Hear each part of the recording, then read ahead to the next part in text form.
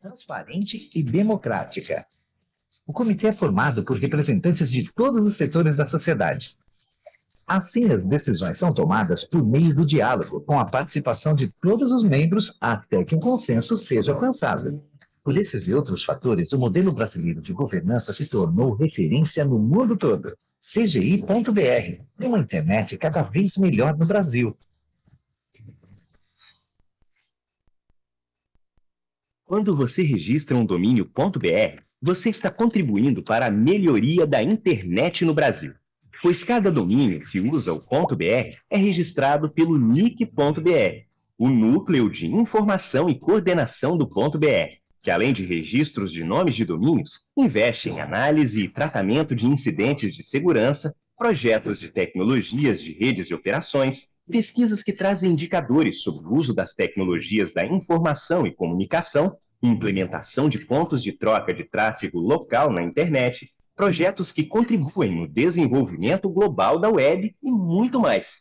Tudo isso porque o IX.br é uma entidade civil de direito privado e sem fins lucrativos, que mantém uma estrutura de registro de domínio segura, estável e de confiança, e reverte parte do que você paga pelo seu domínio no desenvolvimento de infraestrutura, trazendo benefícios para todos que usam a internet no Brasil. Toda essa inovação, tecnologia de ponta, segurança e infraestrutura só é possível porque você tem um domínio .br. IX.br, sempre em busca do melhor para a nossa internet.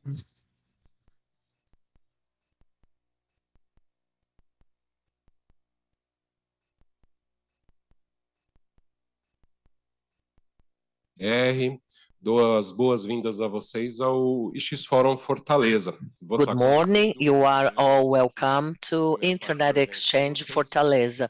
I'll be moderating this first session, and we are going to have the opening session right now. And for that, I would like to invite Figueiredo, who is the chairman of ETIS, and Milton Kwashiorkor, who is IX.br director.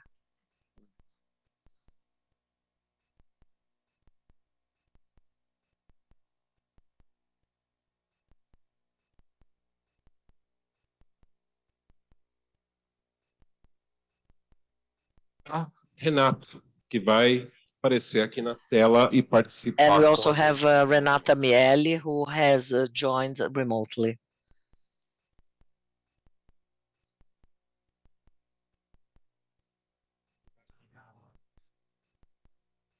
Bom dia. Good morning. Vocês me escutam? Can you all hear me all right?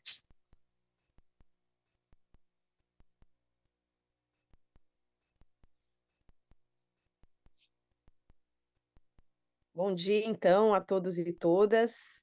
Good morning, ladies and gentlemen. Lamentar não estar presencialmente. I really apologize for not being able to be on site with you all to participate at these 2 days work sessions in the Internet Exchange Fortaleza. I would like to greet Hugo and Milton, who are participating at this opening panel. To the Internet Steering Committee, IX is an achievement which we are so proud of. We have reached 50 terabytes of interaction in our Internet exchange points. That is a record which allows this key infrastructure to allow an internet of high quality, resilient, with redundancy in our country, which is key to our internet exchange points, which are all spread all over our large country, with a very significant presence in the state of Fortaleza, in the city of Fortaleza. Our agenda is very important, especially taking into account this special time which we are facing in the digital world as to new regulatory initiatives which aim to design an environment where we try to reduce crimes, illegal activities,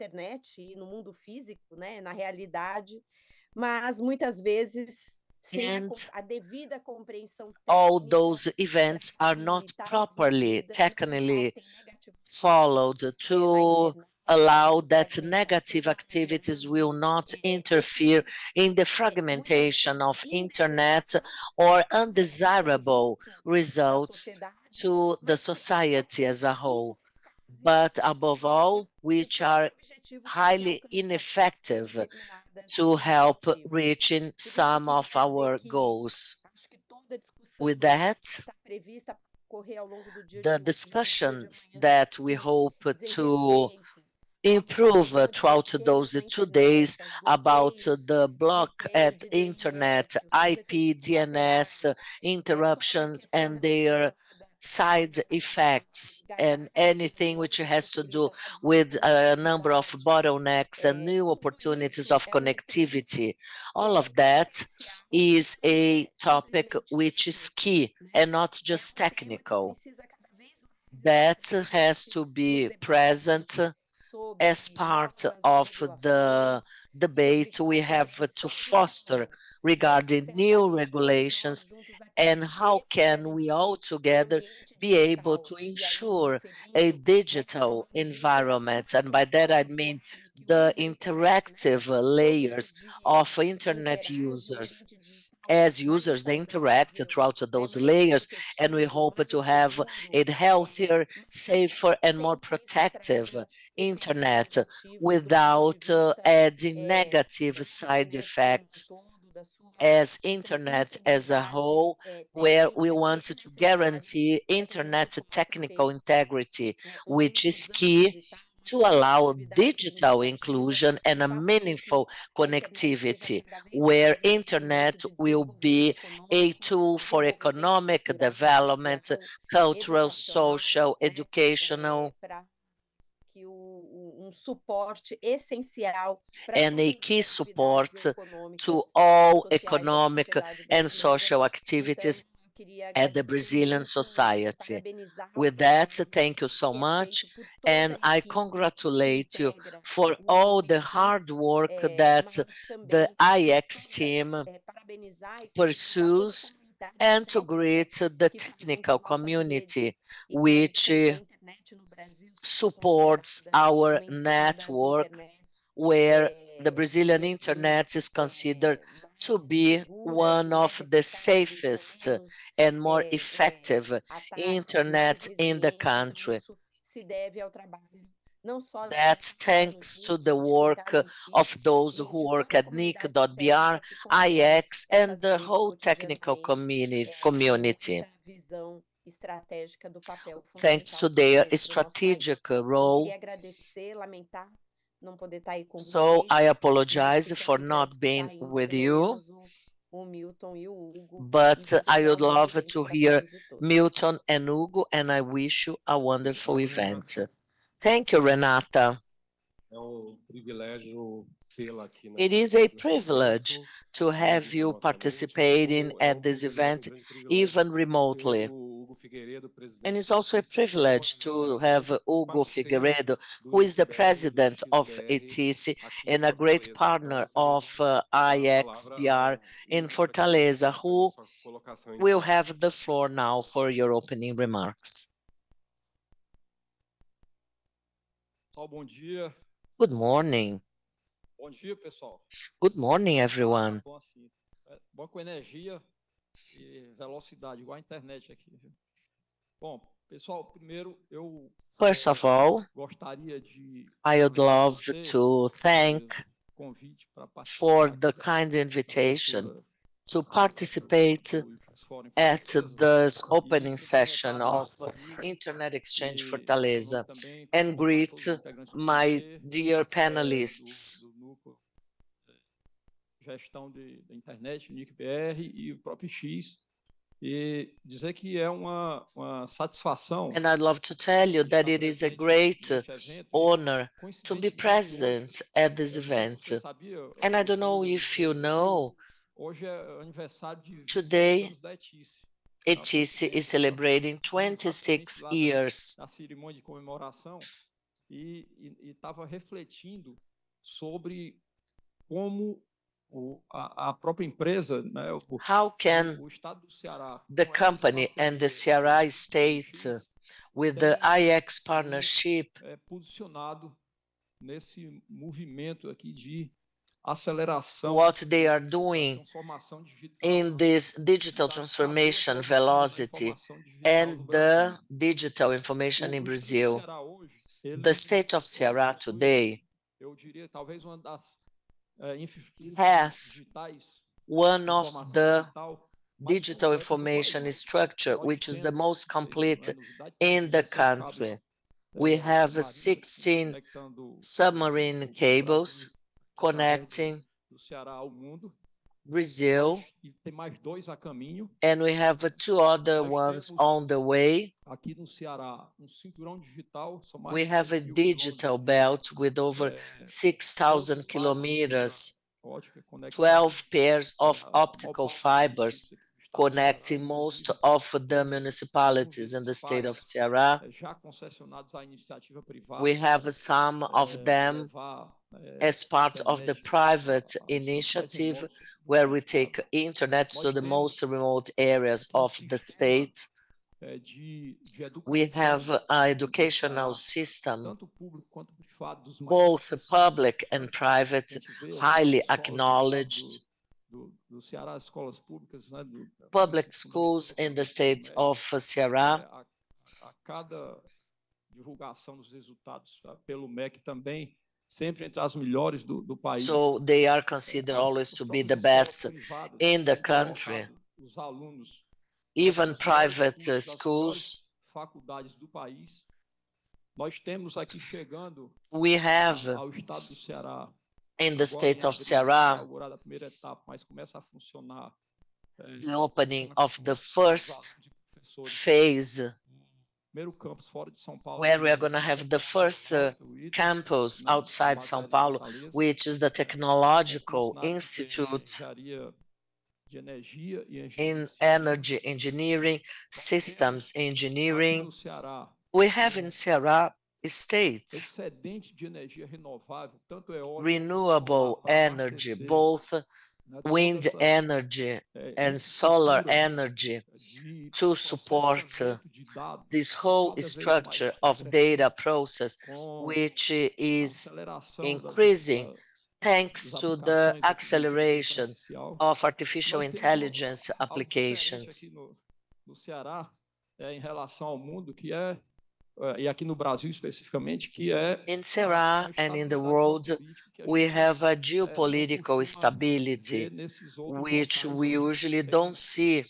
processamento de somewhere dados, else. com a guerra agora do Irã, Now with the problemas com os Iran data centers war, localizados no Oriente Médio, we have issues with the e data na centers própria Ásia placed também. in the Middle East, O in estado do Ceará Asia. tem se posicionado de uma forma muito The state of Ceará e relevante na atração is very relevant por conta de toda essa infraestrutura de energia, né, de due to all this digital connectivity infrastructure for attracting data centers. realmente bilionários, They are really expensive investments with a potential modificar não só to a change área not especificamente only onde o investimento é realizado, mas where cadeia investments are de carried energia. out, but the whole E mais supply do que chain isso, eu acho in energy importante, supply. And moreover, vem aí da academia também, eu também venho da academia, que I am a also an gente academy tem essa representative interação com a academia, promover where we promote através da integração com diversos parceiros throughout the que integration with a number of partners esse ecossistema who de are inovação responsible digital for this digital innovation conectividade system aqui do Brasil. and Então, connectivity in com esses Brazil. investimentos que estão chegando aqui no Ceará, With the a investments gente that we tem have in Ceará, esse potencial indeed, a aproveitar, né, e esse tipo de evento aqui we have é a potential, exemplar, and pode events like acontecer, this one cada vez com mais frequência e cada vez that may integrada happen a with esses more grandes frequency investimentos and que integrated estado do Ceará to tem the atraído. Então, eu investments that gostaria the de state of Ceará is agradecer muito attracting. essa parceria com I would love to thank em this partnership dezembro, with iniciamos Internet aí a loja do Exchange. SES aqui, do Observatório Nacional, aqui We have hora de the Brasília, National agora Observational é hora de Fortaleza. time. Datas The muito Brasilia time is the same as segundo Fortaleza. galpão de That fórum is in the democrático IX data center. do Brasil, é aqui em Fortaleza, né? E crescente, vai crescer além dos 50 tera aí. And that will Fortaleza keep vai growing. In contribuir addition to mais 50 ainda, tera, né?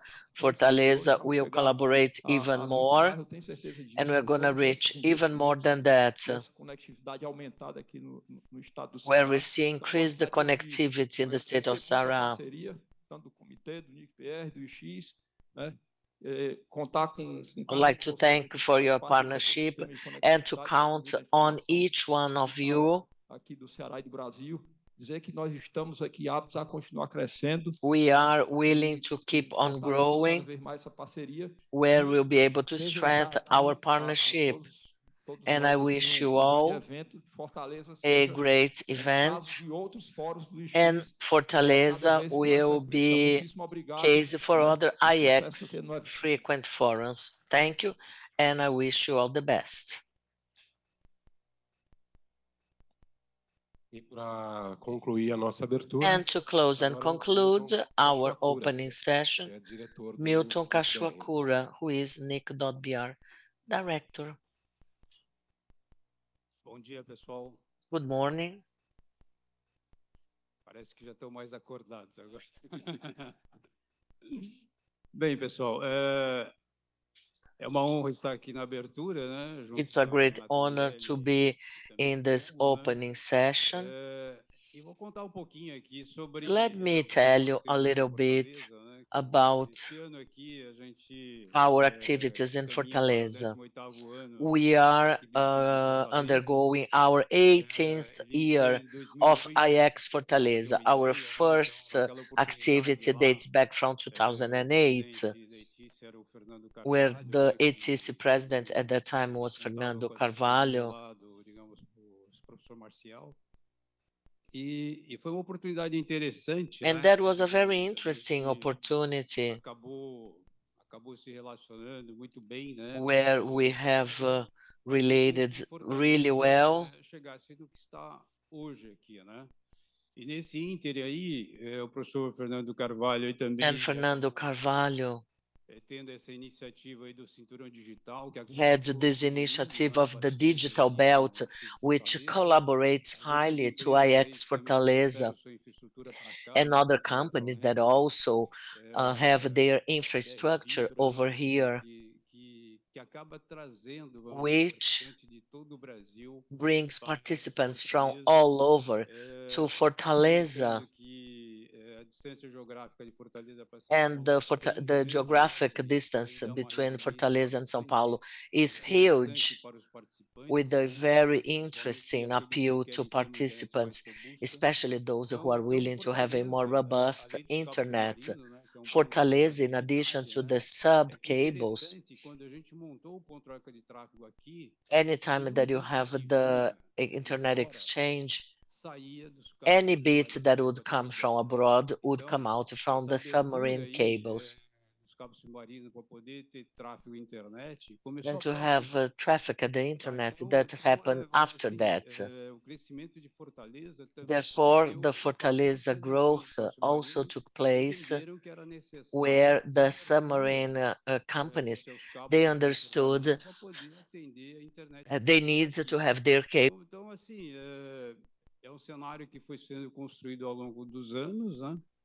Isso daí acabou gerando mais atratividade, pessoal do that Nordeste became more attractive. People in the Northeast, they understood that is much more interesting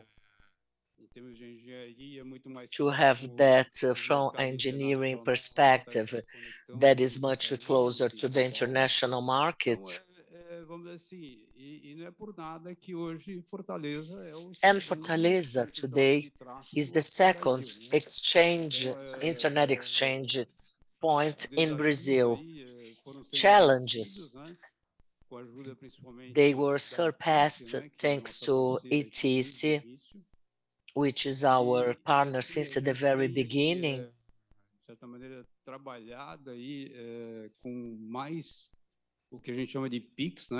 And we work on interconnection peaks with more flexibility to our participants, which may connect at several peaks in Fortaleza, and that is growing.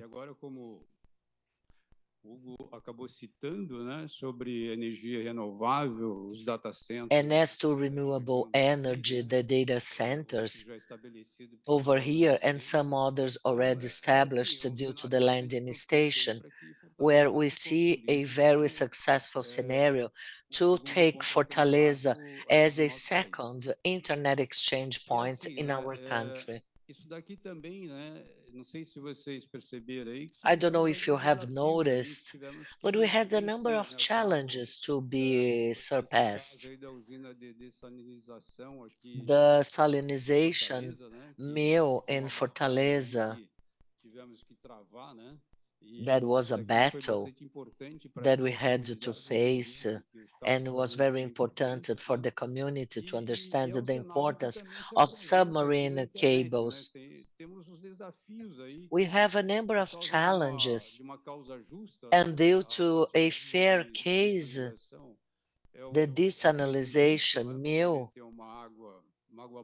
is fair because our goal is to supply a good water to our communities in that power plant, and implementation is the most appropriated one. So we have to have internet of quality where we'll be able to keep on improving to guarantee a robust internet of quality and with a very attractive cost.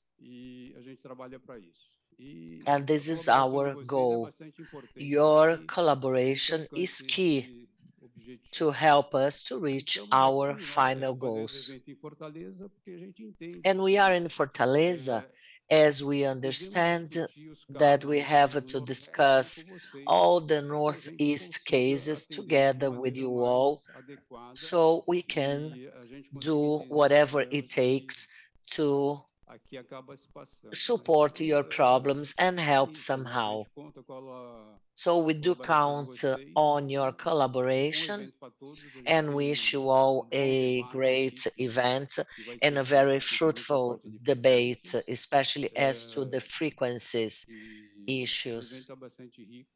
It's a very rich program that we have today.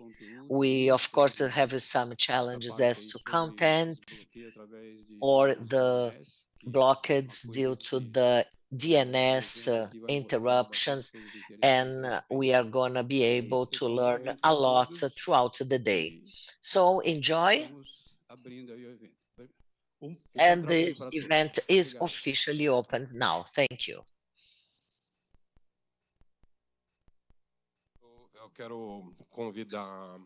I would like o Hugo e o to Milton para se invite posicionarem aqui ao Hugo lado and para Milton a gente tirar uma foto também to pegando come a closer Renata Miele so we aqui can ao take fundo. a picture E eu vou together pegar with Renata para todos Miele. aqui uma pequena moeda comemorativa I'm para a gente gonna homenagear o hand reconhecimento que in a gente vai a oferecer para todos token os of nossos appreciation, which we are painelistas gonna give em to all agradecimento our também como uma speakers lembrança today do evento. as a token of appreciation and something to remember about this celebration here today. Guarda a minha, hein? Please keep mine. I wanna have A sua it tá guardada, later. Renata. Don't worry. I have saved one for you.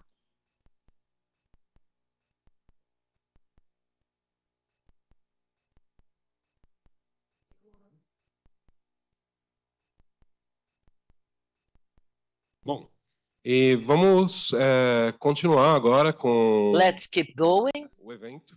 Vou chamar o Júlio Next, Sirota, I que would é like to gerente do invite IX.br, Julio e Sirota, ele who vai is fazer the reflexões sobre o IX.br IX e, em manager, particular, o IX and aqui he de is gonna Fortaleza. share Então, some Júlio, por information favor. about IX Fortaleza. You have the floor, Julio.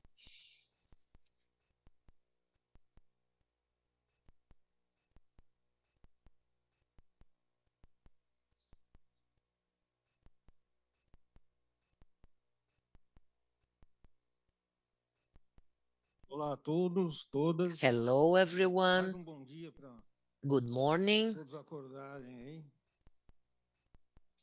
Bom, a minha ideia aqui hoje é tentar continuar a I will história try to do Fortaleza. Né? tell you a little bit Apresentação more pelo ano about passado. IX Fortaleza. Eu We had a fiz meeting, algumas we had a presentation, atualizações, né? last year. Vamos dizer assim, I a gente have consegue ter updated registro that same histórico, né, do presentation que está so we acontecendo, can a keep a gente também registry of entender all the actions that are como taking que está place sendo lately and essa how evolução, tá? we E no can final tem aí observe algumas this evolution. novidades bastante importantes And I have some do news IX to Fortaleza. break for IX Fortaleza. Então, o Milton comentou, né, que aqui Milton has mentioned that IX Fortaleza dates back from efetivamente, 2008, a coisa and começou a after that, se desenvolver quando os cabos submarinos começaram we had e, the consequência, deployment of sub-cables, as and CDNs, né, after os the provedores de implementation of those conteúdo submarine passaram a cases, ter the interesse em content fazer providers, né? they Então, raised o some que a gente interest vê in aí, né, starting acho que their activities as in primeiras Fortaleza. atualizações foram So we da see the Netflix, né, first mais endeavors cá by em Netflix and 2017. K E aí Plus, a gente who começa, came né, over todo here in um 2017, processo aí and after de that, a crescimento, new né, grow, e improving and development process aumenta a importância de starts Fortaleza dentro with desse cenário. the Né? A increasing the gente importance of sempre Fortaleza viu Fortaleza as como tendo part uma of this posição geograficamente scenario. estratégica, né, Fortaleza has a very do ponto de vista strategic é perto dos geographic Estados Unidos, é position, perto is quite da closer to América the United Central e States, Caribe, and é from Central perto da America, Europa, da Caribbean África. is closer to Então, Europe, a gente tem Africa. ainda So muita we expectativa still have dos novos so avanços, novos much desenvolvimentos aqui expectations em about Fortaleza. new Tá? advancements and improvements in Fortaleza. Então, aí na sequência And disso, so, né, a gente teve aí o following Meta the vindo timeline, we had Fortaleza, né, Meta coming to Fortaleza também deu mais and uma acelerada establishing no another area, enabling the acceleration aí a of gente all of viu these onde developments. And começou em then we can see 2017, where it all esse started in gráfico 2017, né, and que this graph here, esses crescimentos where ele we show aparece aí no this círculo, quer dizer, development. So they are seeing in this circle. It's a lot less que a gente já tinha no significant when compared to what we already had at the time. lançando isso aqui já é em abril de This is 2016 April 23. e nesse And then em Fortaleza existem alguns here cenários in de Fortaleza, ampliados em we 2016, have que some também já dá mais Google salto aí de flashes, and we can see that the amount of em traffic has 2024 a gente increased. teve uma ampliação In de capacidade da 24, we rede, had an expansion of Meta's aquela capacity. primeira because that first anticipation of capacity for Fortaleza was totally gone, and they had some time available to bring in the equipment with larger infrastructure.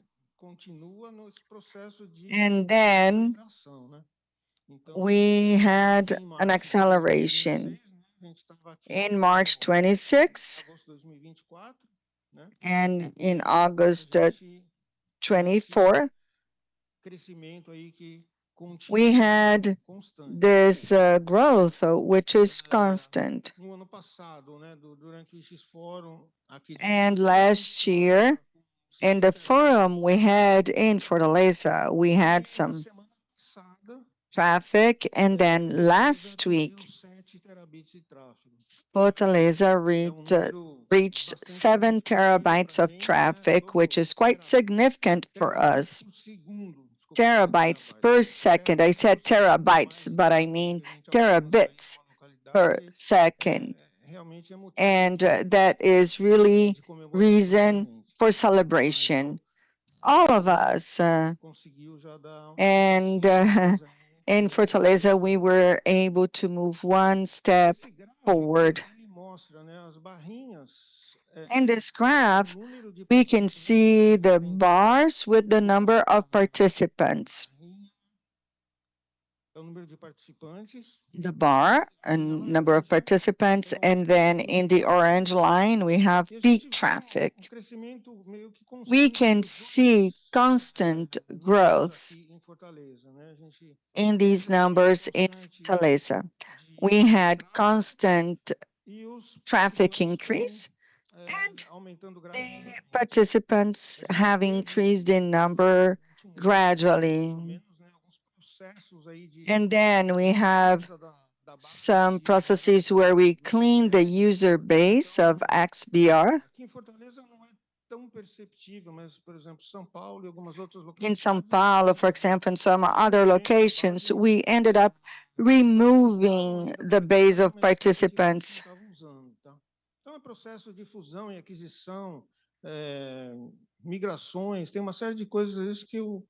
And then we have migrations, and we end up not using it. This is the historic graph in the number of participants for Fortaleza since 2015.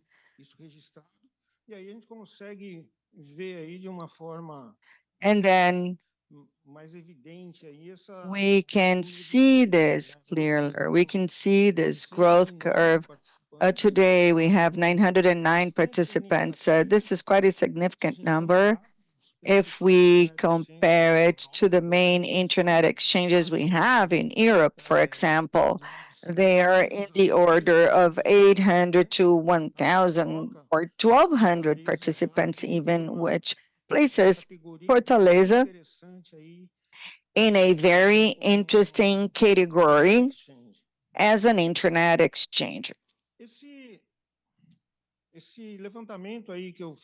And the list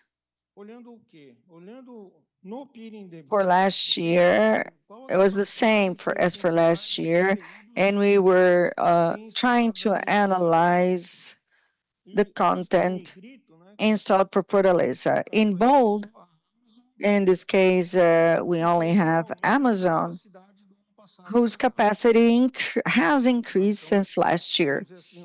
And so the growth existed because the capacity was already anticipated, and for the time being, we haven't had any significant increase in capacity.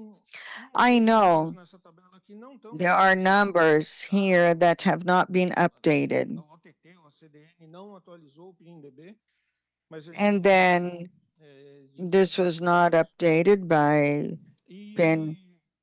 To me, we cannot share this information, but then there is a cache availability by Google, and we're working with them.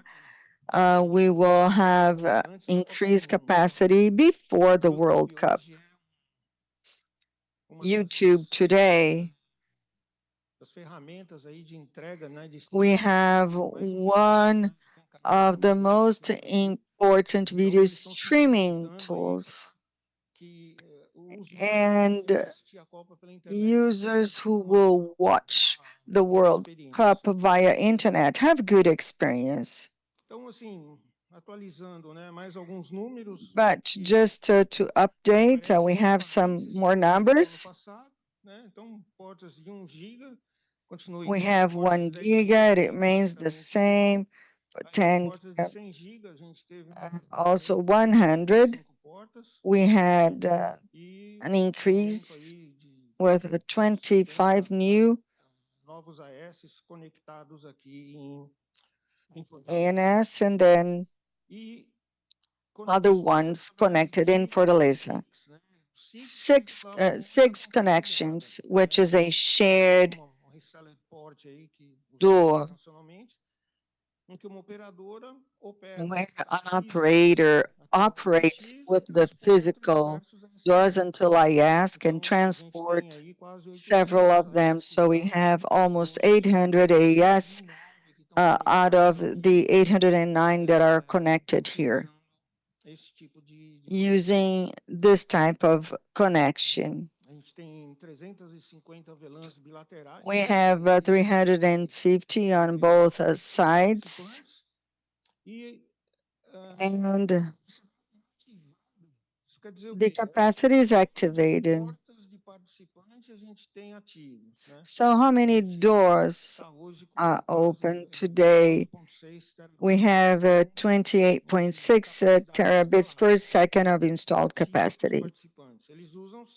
It is activated for the participants. We had 28 installed. So we have capacity available. We try to maintain this available. The topology remains the same as last year. We did not include any other new peaks, but we know that we have at least 2 new data centers that will be included in the topology. We have 1 megalops from Vital, from Tecton now, actually. It was inaugurated, and in the near future, they will be connected. We have another one by Scala. We're also communicating with them. And this is all to support us with the integration between content and SPs so that the content is distributed. So the most important thing for us here is a change. We're trying to implement this week. We will change the structure of the X here in Fortaleza. Today, we have equipment which fundamentally have 100 gigabytes per second. We will start a movement to exchange all of them. The core, so we have doors of 400 gigabytes per second. So those of you who follow the IX Forum, you know that this presentation was made in São Paulo in 21-22. This is our philosophy. São Paulo is our main demand site, where we have a lot more equipment and energy to keep it working. And we know that later on, with the development of the other locations, what we were using in São Paulo can be taken to other locations, and this is what's going to happen in Fortaleza. In São Paulo, we are beginning a process with the migration of 400 gigas into 800. The 400 devices are at the limit of their capacity in São Paulo. So what we're promoting now is a migration of the São Paulo equipment to Fortaleza. Today we have this topology. It's totally based on 100 gigs doors. We transport it by means of VCIs, data center interconnections, which are transponders where you have 100 gig doors on one side, and then on the other side, they allocate channels to the framework, most of them 400, and in some cases 200 gigabits per second.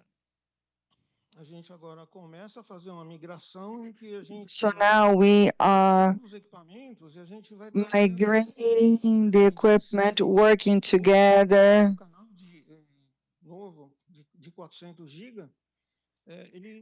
With the new channel, we have it in a situation where it is totally compatible, but we start using transceivers that are 400 ERs. They are directly connected to the network so that we can generate optical signal that transmits the data. We will not need to use the transponders. The transponders are great. We spend more energy. We want to optimize this structure. We're now doing these migrations. What is the main objective? We have 400 gigabytes for the participants. We do not have them, but if we have the transport inside the network, if they do not have at least 400 gigas. And so I believe that in 1 or 2 more months, we will have it available here.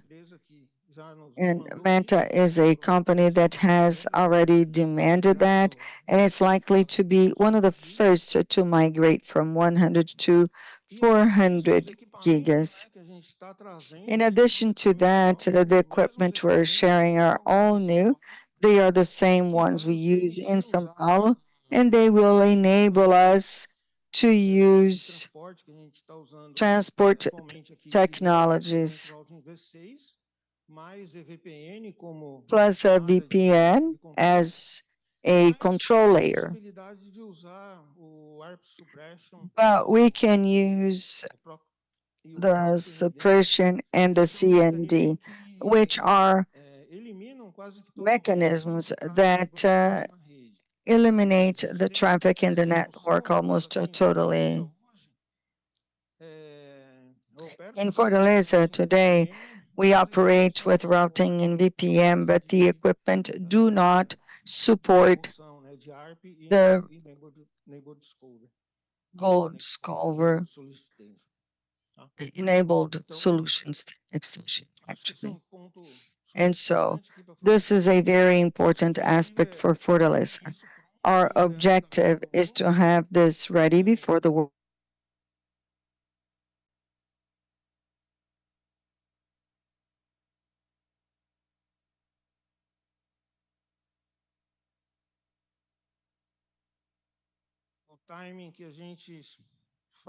And the timing for these movements is usually 3 to 4 years with a specific technology. This is what I wanted to share with you. But I would like to say that in December, we are going to have the National IX Forum in São Paulo on December 9 and 10. And this year, it will go back to the beginning of December. We tried to do it. It's a technical event, broadcast in the internet, broadcast online. And as we will do it as we're doing here now, having the networking with the community, disseminating our knowledge, and actually disseminating what we do also. If we have questions, I'm available to answer eventual questions.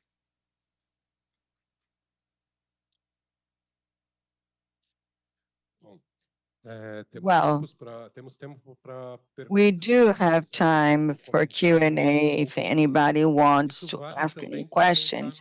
And this is also true for those who are available in the YouTube chat. We are broadcasting in 3 channels in YouTube. One of them is in Portuguese.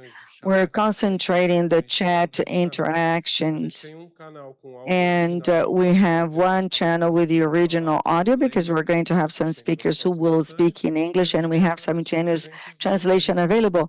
And we also broadcast it in English as well. And so if you're in YouTube and you want to ask questions, we have our staff monitoring, and also here on site, we have a microphone available to go around the room, and we will wait some minutes for eventual Q&A.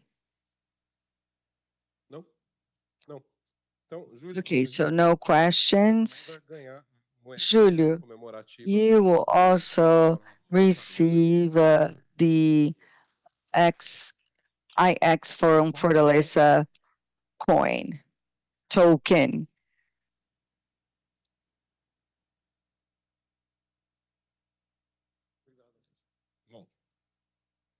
You're very shy. We need the interaction and the questions so that our event is richer for those who are watching online. I think we have 170 people remotely, at least in the channel here, in Portuguese, the whole audio in Portuguese. And we have other people watching the original audio as well. I invite those who are remote to let us know. Also, we have the different groups, university groups, that the event is taking place and that we can follow it remotely via YouTube.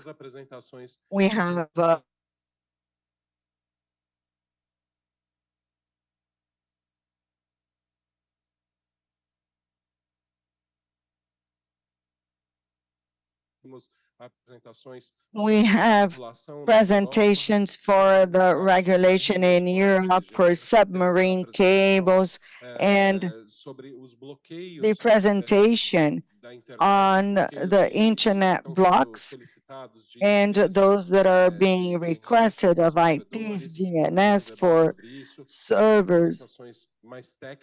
We have more technical presentations on the use of IX at the end of the day. Muito rica, tanto hoje quanto amanhã. Então, vale a pena acompanhar, vale a pena divulgar o evento para mais gente poder participar. And it's an event for more people so that we can participate live. As I mentioned before, the interaction gets better. Cesar Tassis from IX.br will talk about NTP.br and NTP servers installation in Fortaleza.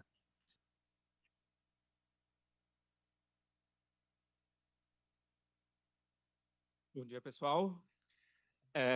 Eu sou César, trabalho no IX.br. Good morning, I am Cesar. I work at IX.br, and I will address NTP deployment in Fortaleza.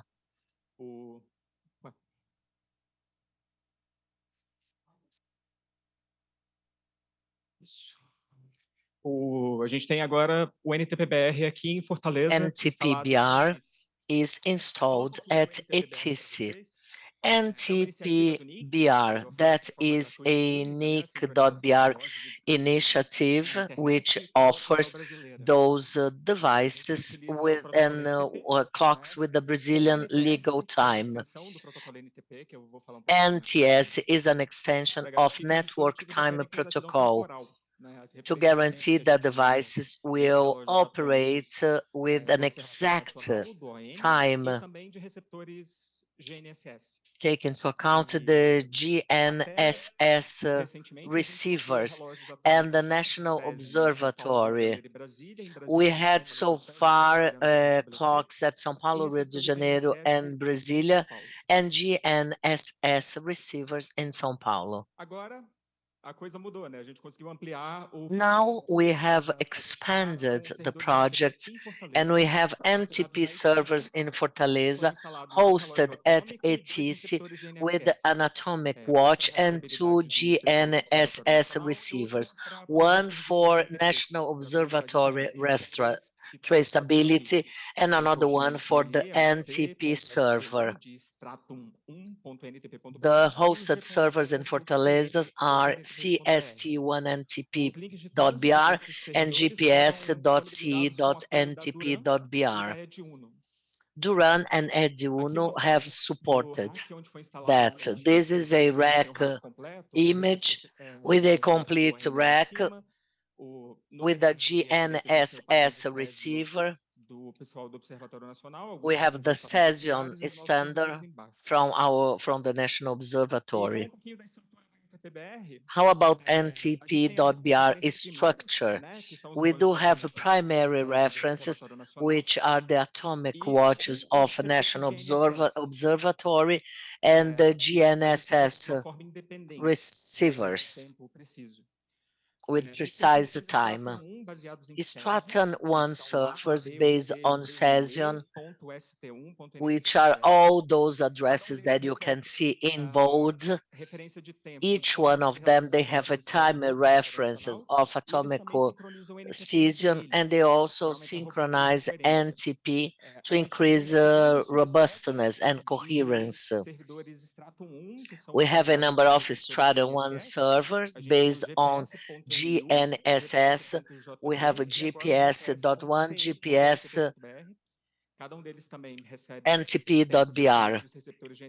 They all get time from the GNS providers. And we also have Stratum 1 and 2 servers, A, B, and C, NTP.br. They operate in partnership with the .br registry with Ncast operations, DNS, and a number of other technical operations. Our Stratum 1 and 2, they get just the Cesium Stratum 1. This is our infrastructure. NTS, Network Time Security. We have updated the software for more recent versions that cope with NTS, which is an extension of the NTP protocol, deploying cryptography to guarantee its origin authenticity of information in time and clock synchronization. This is a protocol which runs over NTP. If you have any other server on the way, you are not able to guarantee the origin of the package. With NTS, that is possible.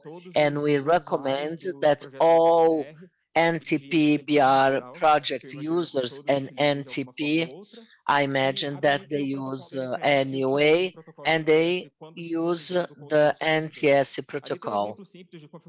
This is an example, configuration example, which may be used by Crony, which is a very robust implementation, or NTP-SEC, which deploys all Stratum 1 server based on Cesium or on GNSS receivers.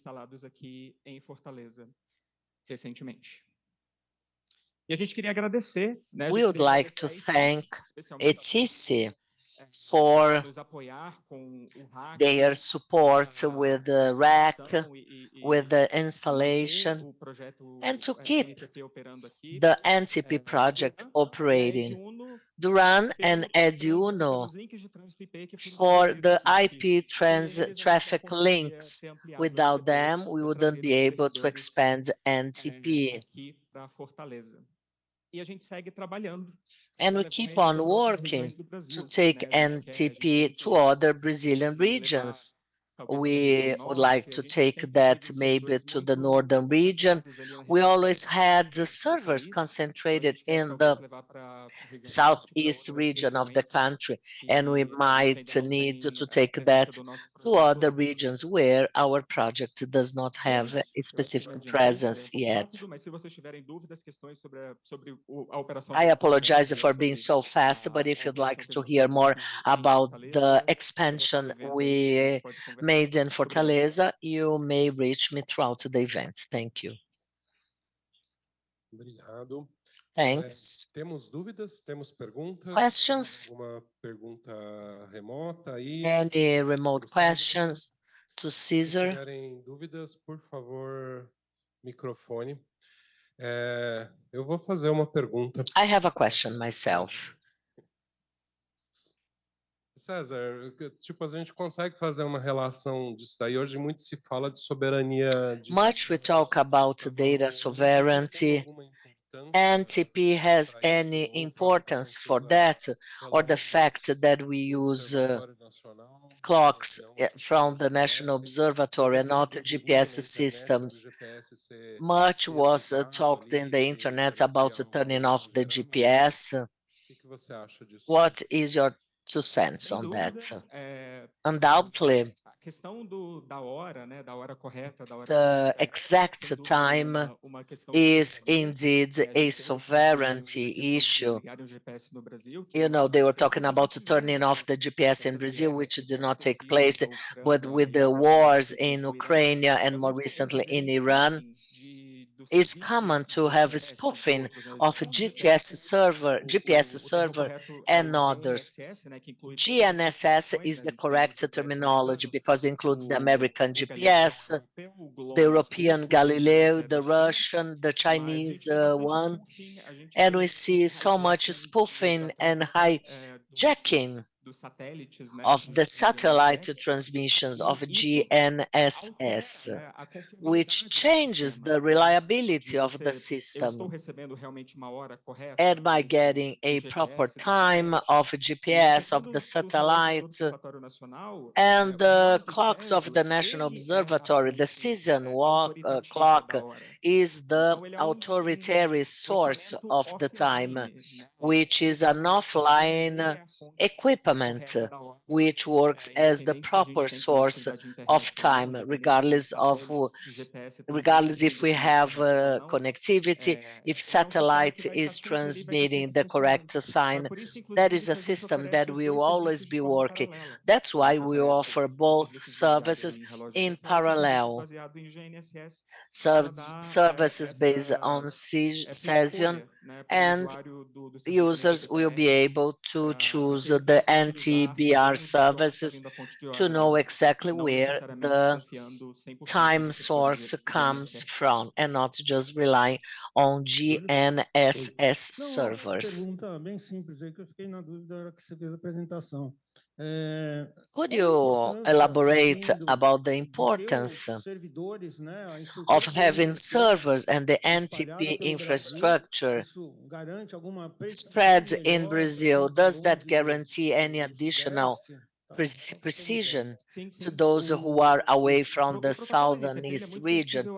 Yes, the NTP protocol is very sensitive to latency, and more than that, sensitive to jitter and asymmetric traffic. The NTP protocol tries to estimate based on latency and some other connection parameters to know what is its distance in terms of connectivity and distance for that adjustment. And if you have a traffic asymmetry, that is not proper because it will be incorrect. Having NTP servers close to the client is always much more interested to clients, which will guarantee a better time sync. In times of TLS certificates, Let's Encrypt, which became a very popular certificates, which they are good for 90 days. We have certificates that may last 9 days to have a time sync of the client. That is key to be able to access a HTTPS website. If the machine time is wrong, the certificate will be considered invalid. Before I hand over to the next question, if anyone could make a comment or any additional information about the following. Sometimes we see some internet exchange points abroad where they offer not NTP services, but TPP in the layer 2 as a way to sync telco devices, equipments which are directly linked to the network. You participants from IX.br Fortaleza, do you see any use or any additional need or maybe an advantage in the supply of NTP via layer 3 internet as well as the time within the TTP protocol? This is a question that we have. That's why we are asking you local people about your needs and future demands. Please, your name and the question. My name is Daniel. Julio, could you better explain the importance of time for internet applications for daily activities such as finances and others? All of that relies on time, and many people don't understand about time. They think it's just the clock or the watch time, but not quite. There is a whole ecosystem which relies on the exact correct time. Indeed, you are right. We do depend on synchronized time. My presentation was quite brief because I just wanted to give you an overview about the new servers of ETC. But in fact, we talk about logs, sync, network equipments. If there is any security incident, how can you double check if that incident took place at several devices, if there is no synchronization of the time to guarantee financing operations and transactions? In Brazil, we had in the past the summertime, and summertime, some cell phones will not be updated and they would activate or not the summertime automatically. And in order to solve that issue, end users, instead of correcting their time zone in the smartphone, they would deactivate it automatic synchronization time, and they would change, they would adjust the time and the clock, and that will invalidate encrypted certificates because they start their validation 1 hour before. And you may end up interrupting your access to a number of websites if you change the time in your own device. Let me add to your answer, Cesar.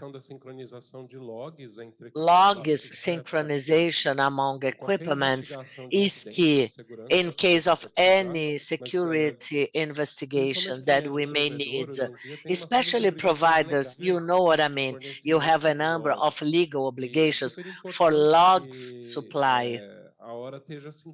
and the time has to be synchronized. Otherwise, you may bump into errors, you may hinder third parts, as well as yourself from a legal and technical perspective. In addition to have the interruption with the certificates, there is a likelihood of hyper-sophisticated attacks. There were leakage of older certificates and TLS versions with the problems where you would counterfeit access of corrected problems. But if there is a hyper sophisticated attack with NTP, I attack not just the server, but the NTP, which will synchronize to that server, and that clock will go back in time. And I use the TLS certificate, which was out of service in the past, to be able to access, I mean, a server, a client. I'm giving you a general example, not a specific one with all the proper details. But anyhow, there are sophisticated attacks which you may violate system security as long as you are able to change the time of that system. Exactly, that's why we incentivize NTS. If you synchronize to our project with NTS, you have the guarantee that that information comes from one of our servers and not someone who is on the way. We have a question from Paulo Sergio. Is it possible to know who has manufactured the atomic clock in use? I cannot precise the manufacturer. This information is not disclosed in the NTP protocol, but these clocks, they come from the National Observatory. That is a cooperational agreement we have with them. They offer the clocks, and we just consume the time and frequency sync. I'd like to know how the NTS implementation will work with those older type of devices, if the implementation will be just logical, or you are gonna work on other conversions. NTP still works with or without NTS. NTS is an extension of the NTP protocol. If you have a device which does not support NPS, you still may synchronize with our servers as long as you remove the NTS flag from the setup. But the protocol that uses the NTP v4 protocol, which has nothing to do with IPv4, is a version 4 of NTP, and NTS is just an extension of the NTP protocol. The old NTP protocol still works, but we motivate people to keep the NTP software updated. We know that there are a number of vulnerabilities, old implementations of NTP, a number of ODS attacks based on NTP. Our recommendation, though, is that clients will be updated constantly, but our server may be used both NTP server or not. And does it work with PVC? Yes, it does. We have servers. We have it in São Paulo. We also have it in Fortaleza. Thanks to the support we've received by IPv26, and we're trying to take it to our server in Rio, who is in Brasilia and under maintenance right now. Well, those from Rio who are part of the Rio de Janeiro Observatory, if you want to help us establish IPv4 in all of our servers, your help would be very much welcome. Is that right? So now I'm going to give you your little coin.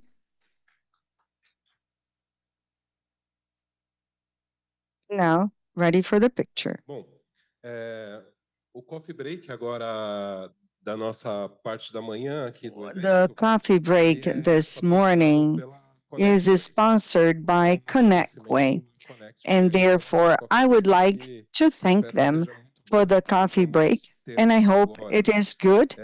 And now, for those who are online, we're going to break, and we will come back at 10.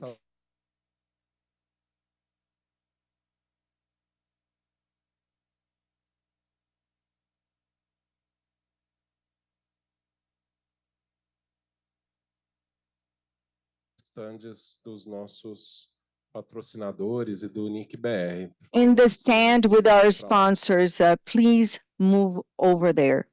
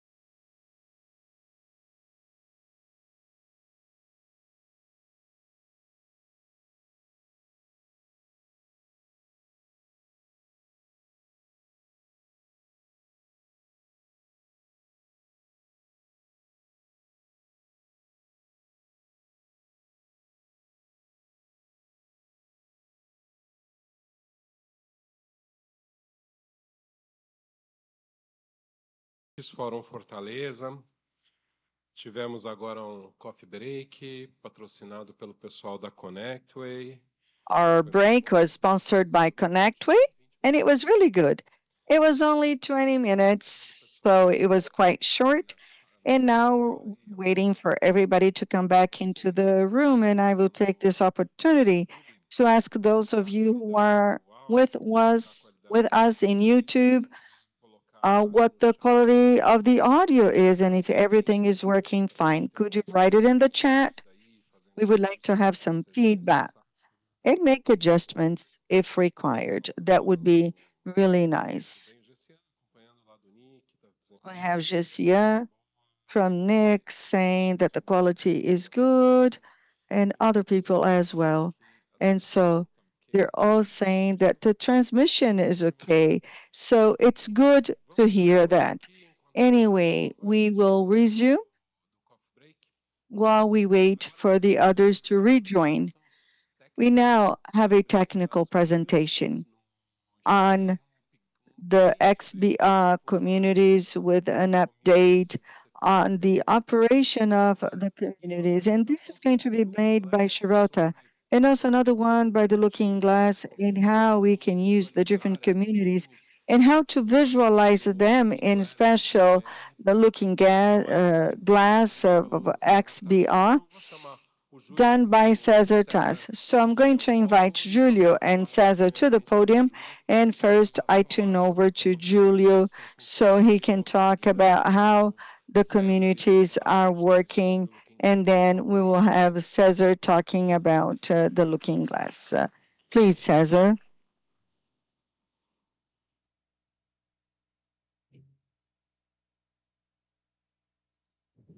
Hoje pela manhã vocês vão ter uma dose dupla. Well, this morning you're going to have an overload of the Julio Cesar there. Acho que a ideia da So apresentação aqui the idea of the community's presentation and what was commented, quantidade de uso we need to improve the use of the communities that we offer in all different locations of XBR. The objective here today is to explain a little bit better what these communities are and how they work. Unfortunately, because of the time we have available, I will not get into details or examples. Cesar will later show you by means of the visualization of these communities. We have different materials in the IX.br video channels in YouTube with different trainings and different opportunities and what they've said about the use of communities. I will not get into the examples, but the idea is to better explain how these communities are generated and how they are inserted in this context so that the use is clearer and that encourages you to further use the communities. So now let's move on. AGP will basically exchange routing information among different networks. It will run advertisements, and they have a series of attributes. There are different parameters. I will not get into the details. It's relatively complicated, but a little bit of can be done with a VGP in the community. And so in the announcement, we have the communities, and that is an attribute. It is imported and it goes from one area to the other. And then In a route or announcement, you can have different communities and they will each have different information. And then there is an IFC, which predefines some communities and they are called well-known. We use one or two of them, but we ended up adopting a bit of a different pathway. In the future, that might change. But we also have private communities, and each AS defines the communities.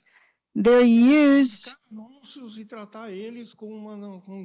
to schedule advertisements and relate them to different activities that must be highlighted. When the communities started, the ASs were small. And they fit into 16 bits, and then there was another one. And then the internet grew, the numbers grew, and we needed more bits, so the extended communities were created. Finally, we had a new definition, which is the community, the largest ones, which uses 96 bits.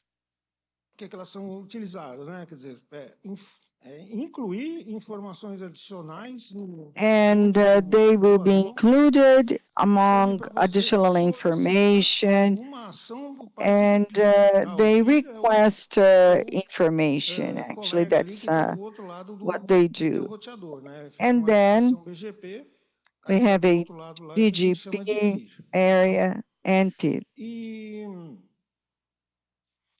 And then sharing actions that are known among the different ASs. So when you establish it, you will consult the community table that the other AS has. If you exchange traffic with transit providers and other operators. Today, in XDR application, we accept the 3 community sizes. We have different communities, for example, a community that provides information. For each piece of information, I will include 3 communities, a standard, an extended, and a large one. We made an initial decision where we will no longer use the extended community. There will be a case which will maintain, otherwise we will remove it because it's polluting it a lot. And why did we keep it this way? Because we had which was not supported in every type of community. 8 or 9 years ago, when we modified these communities, and therefore we think that we will not have any major problems now in removing the extended ones. But if you have any problems, please talk to me or talk to us so that we know. As of August this year, we will start a deactivation process of these extended communities. We're going to work with the standard one and the large ones.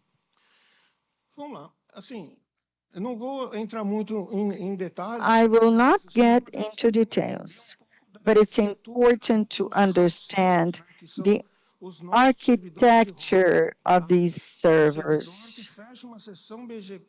It is a server which has a BGP session with each of the participants which will participate in the multilateral session, And in a single session, the hot saver receives the routers and returns a table with the route of every other participant.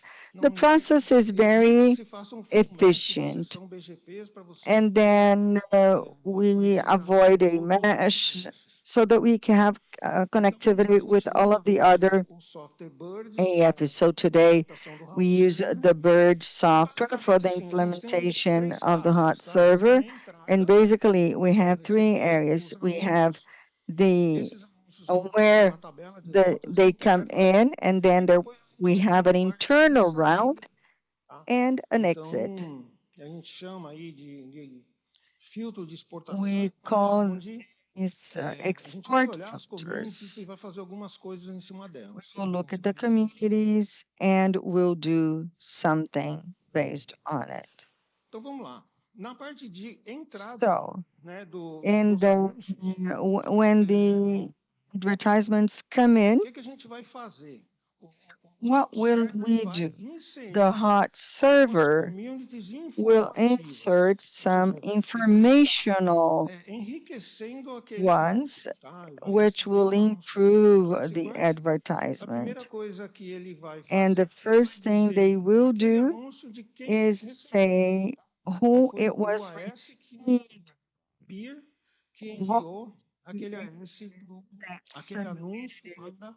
that submitted the advertisement to the hot server.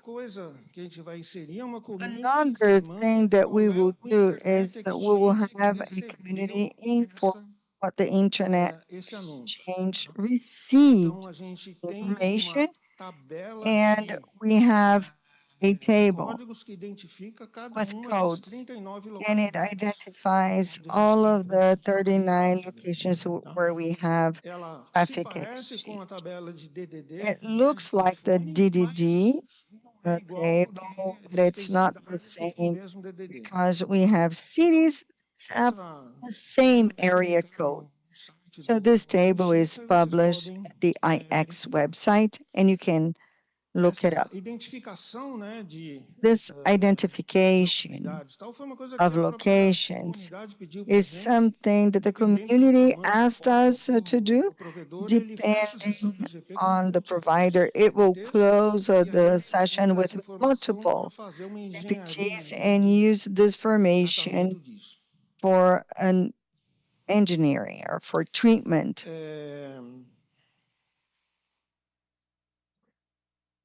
We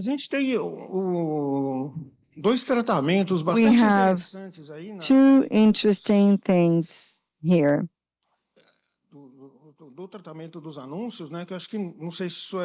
And I don't know if this has been shared and if there are other PPTs, but we measure latency to the peer, and within the servers where the hot server works, we have a process where we send a ping to the peer router, and they measure how long this ping takes to go and come back. In other words, it gives you an idea the actual distance from an electronic point of view so that we can find this other network.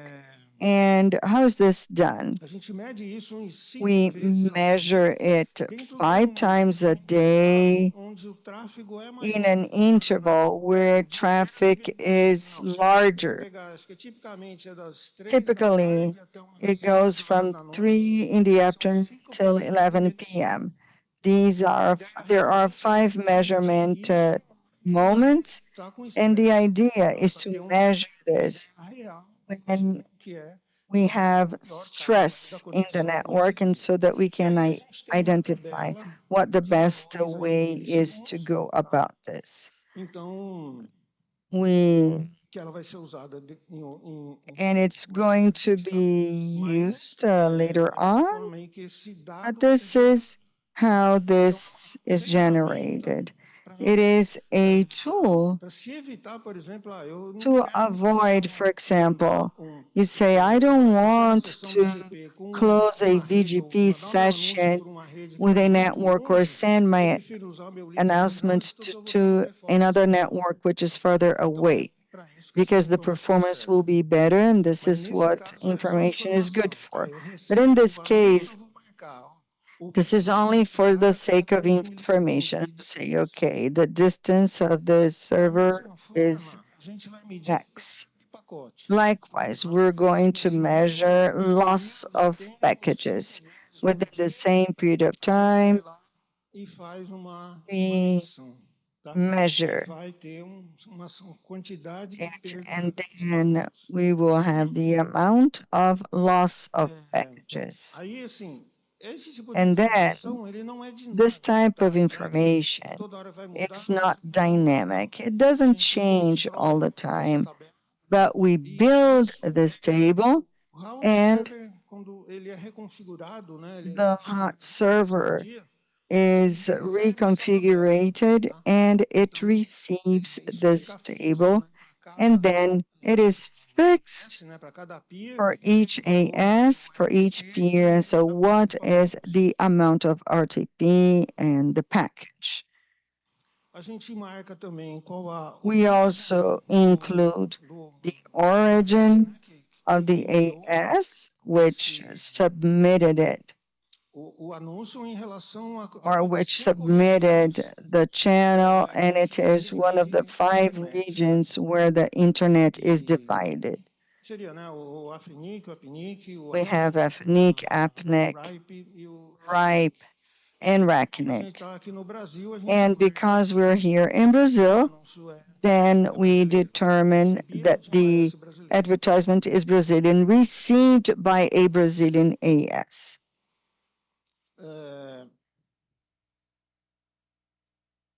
Outra informação, né, que a gente insere, In addition, we insert the confirmation of a black hole ad. Black hole is a rather more complicated terminology. When a network wants to prevent from attacks, get my prefix, anything I send to them, you please throw away. But if the company requests that to us, the route server will validate to understand if the origin is correct, if everything within the black hole request.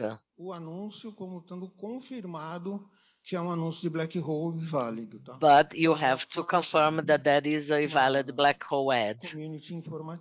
It is an informative community. Dentro dessas, agora a gente passa a colocar tratar algumas communities de validação. We have to treat some validation communities. We are going to carry out some sort of actions in the info and we'll add a result. Então, o primeiro é a validação. First, we validate. Foi anunciado prefixo. You announce a prefix and there is a AS where we are going to validate based on information given by the register.br. This is a file, FTP file with all Brazilian ASs and all the prefixes that were given to that AS. The whole information is within the route server information, and once the ad is sent, we validate with a result, which may be valid, invalid, or unknown.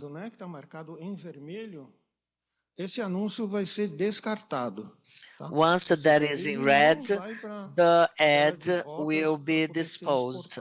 It's not going to go through the route server to be exported. The next validation is by AS7. AS7 É uma informação que a gente is busca dentro do PIRIM.db, an information which we get within the PIRIM.db, clientes atrás dele, and ou each que já AS está fazendo anúncios with the de clients outros behind AS, them, ele or coloca uma which will be lista adding desses other ASNs. ASs, they have a Então, tem um list dos of them, chama, é o cone de and they call acesso dos that AS, vamos dizer assim. a Vai AS olhando para trás, access todos os pathway, AS que eu where estou I'm gonna carregando. get O que a gente all the faz? A ASs that gente I'm vai taking with nos me. Internet Routing Registry, We onde go to the Internet os Route AS Register, registram as suas informações de roteamento, where the AS, e a they gente vai register criar their uma lista, né, routing de todos os information, prefixos que creating esses a outros list of AS all podem prefixes estar that the gerando, AS groups tá? may E be aí a gente generating, faz essa validação. A gente vai ver o where we prefixo, validate. o We are AS going que to see the originou, e vai prefix, ver se the isso... original AS, A gente vai pegar o registro e vai ver se isso está dentro get in the register dessa to lista really understand if de that is prefixos within the list que o of S7, que esse prefixes cara que está fazendo o anúncio that carrega. AS7 is holding. Por enquanto, a gente não descarta So far, we do not prefixos baseado nessa dispose validação. Que, na prefixes verdade, based o on resultado this dessa verificação validation. And the o anúncio result of está the presente verification ou não is dentro the do ad will be do present S7. or Tá? not. Por que a gente ainda não está Why don't we porque rule that out? a manipulação dos dados dentro do Internet Because of Routing the Registry, handling of the ela Internet não tem Route uma segurança Register aí que a gente do considera not como have efetiva, tá? an effective A security pessoa pode fazer level. uma A modificação. third party can A go gente there tem and algumas make conversações aí changes. com o pessoal da ISO, ok? We Algumas have some conversations with the ISO people, provavelmente a gente vai passar those who look after the manners, and probably a descartar they are going to rule out não presentes no AS7, no caso dos AS the não non-presence at brasileiros. AS7 in case of Isso a gente vai non-Brazilians informar direitinho. ASs. But that will be still disclosed in the future. A validação seguinte é através The do following sistema de validation RPKI, is made tá? Que é uma through the base pública RPKI assinada, system, né? Que which is signed public o dono base, o AS, né? Que tem where the AS with the prefix will register clear rules de quem não pode fazer for those who can anúncio or desse cannot prefixo, tá? announce Então, the o resultado pode prefix. ser inválido, válido ou That may desconhecido. be invalid, valid, Se or for inválido, esse unknown. prefixo ele é And in descartado. case that is invalid, the prefix is ruled out. A gente atualiza a We base update de dados, né, do RPKI. RPKI database every hour. Cada hora a gente vai lá e Every hour we go there and download os anchors aí que tem, né, all the base de anchors RPKI, a gente with the atualiza uma RPKI base interna, database, e isso é consultado and that dinamicamente is checked quando o dynamically prefixo chega, tá? once the prefix software is local que sent faz esse through a tratamento. local server. Fora isso, a gente vai In avaliar esses addition, anúncios que eles we are going to caem have some exportação, announcces tá? which are Então, rejected se tiver during the tamanho de prefixo import inválido, process. prefixos bogons ou ASNs bogon, tiver dentro do If that is SPF, within tiver the um ASPF, AS de Tiruan, if there is a se no Tier 1 PIRIM-DB AS, estiver if dizendo the que aquele anúncio, PIRIM-DB né, aquele AS, says ele não that quer that AS que os prefixos dele does not sejam want that anunciados their prefix will be Internet Exchange, né, announced ou que in the usam o Internet route server, exchange, or if então they tem lá use the never route use server, route server no PIRIM-DB, né? A gente descarta e também we se o don't prefixo include that, and recebido also for de if the qualquer received outro Internet prefix Exchange. comes Então, from isso any também other a Internet gente exchange, descarta todos esses prefixos which na will entrada, also rule out mas all marca the eles prefixes como in the community entrance, para que isso and fique we visível. keep them as part of the community so O that César becomes fala sobre visible. isso. Caesar might talk furthermore about that. Além disso, a gente tem algumas validações mais básicas ainda, né, de erros que os participantes podem estar cometendo. We have some other Tem basic vários aí, mistakes. não precisa me escrever aqui, tá? Mas nesses casos a gente In cases like that, nem marca e nem we importa don't também even as import rotas to the route tá? São coisas muito routes of básicas, birds. traços que a gente These are descarta logo no basic começo. errors which we Bom, pull out in the very beginning. vamos falar pouquinho da parte de saída. Let's talk about output. Na saída, o que a gente vai estar usando? Principalmente, We are going to use communities where the participant had within the ad to ask something for the route server. Maneira, né, do participante interagir, né, gerar uma. That is a way for participants to generate a traffic engineering. Então, é assim, a primeira mais básica que é a implementação de filtros, né? The basic one is the filter implementations. I want my announce to go to ASN or never. ASN aí, como a gente chama, tá? Então, essa é a community 65.000. This is the community 65,000. Here we have the three community sizes because the AS that we ask to export or not export may have a size that will need an extended community. In case the participant router cannot cope with the large communities. Uma outra função que pode ser solicitada Another possible requested role is the inclusion of a prepend to increase SPF of that ad if they are going to export to a certain ISN,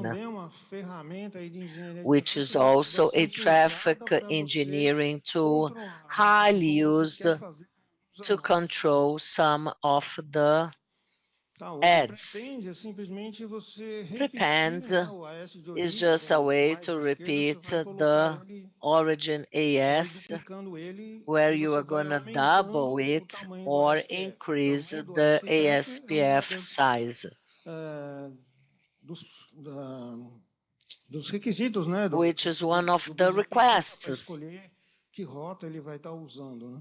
To understand which is the best route to be used.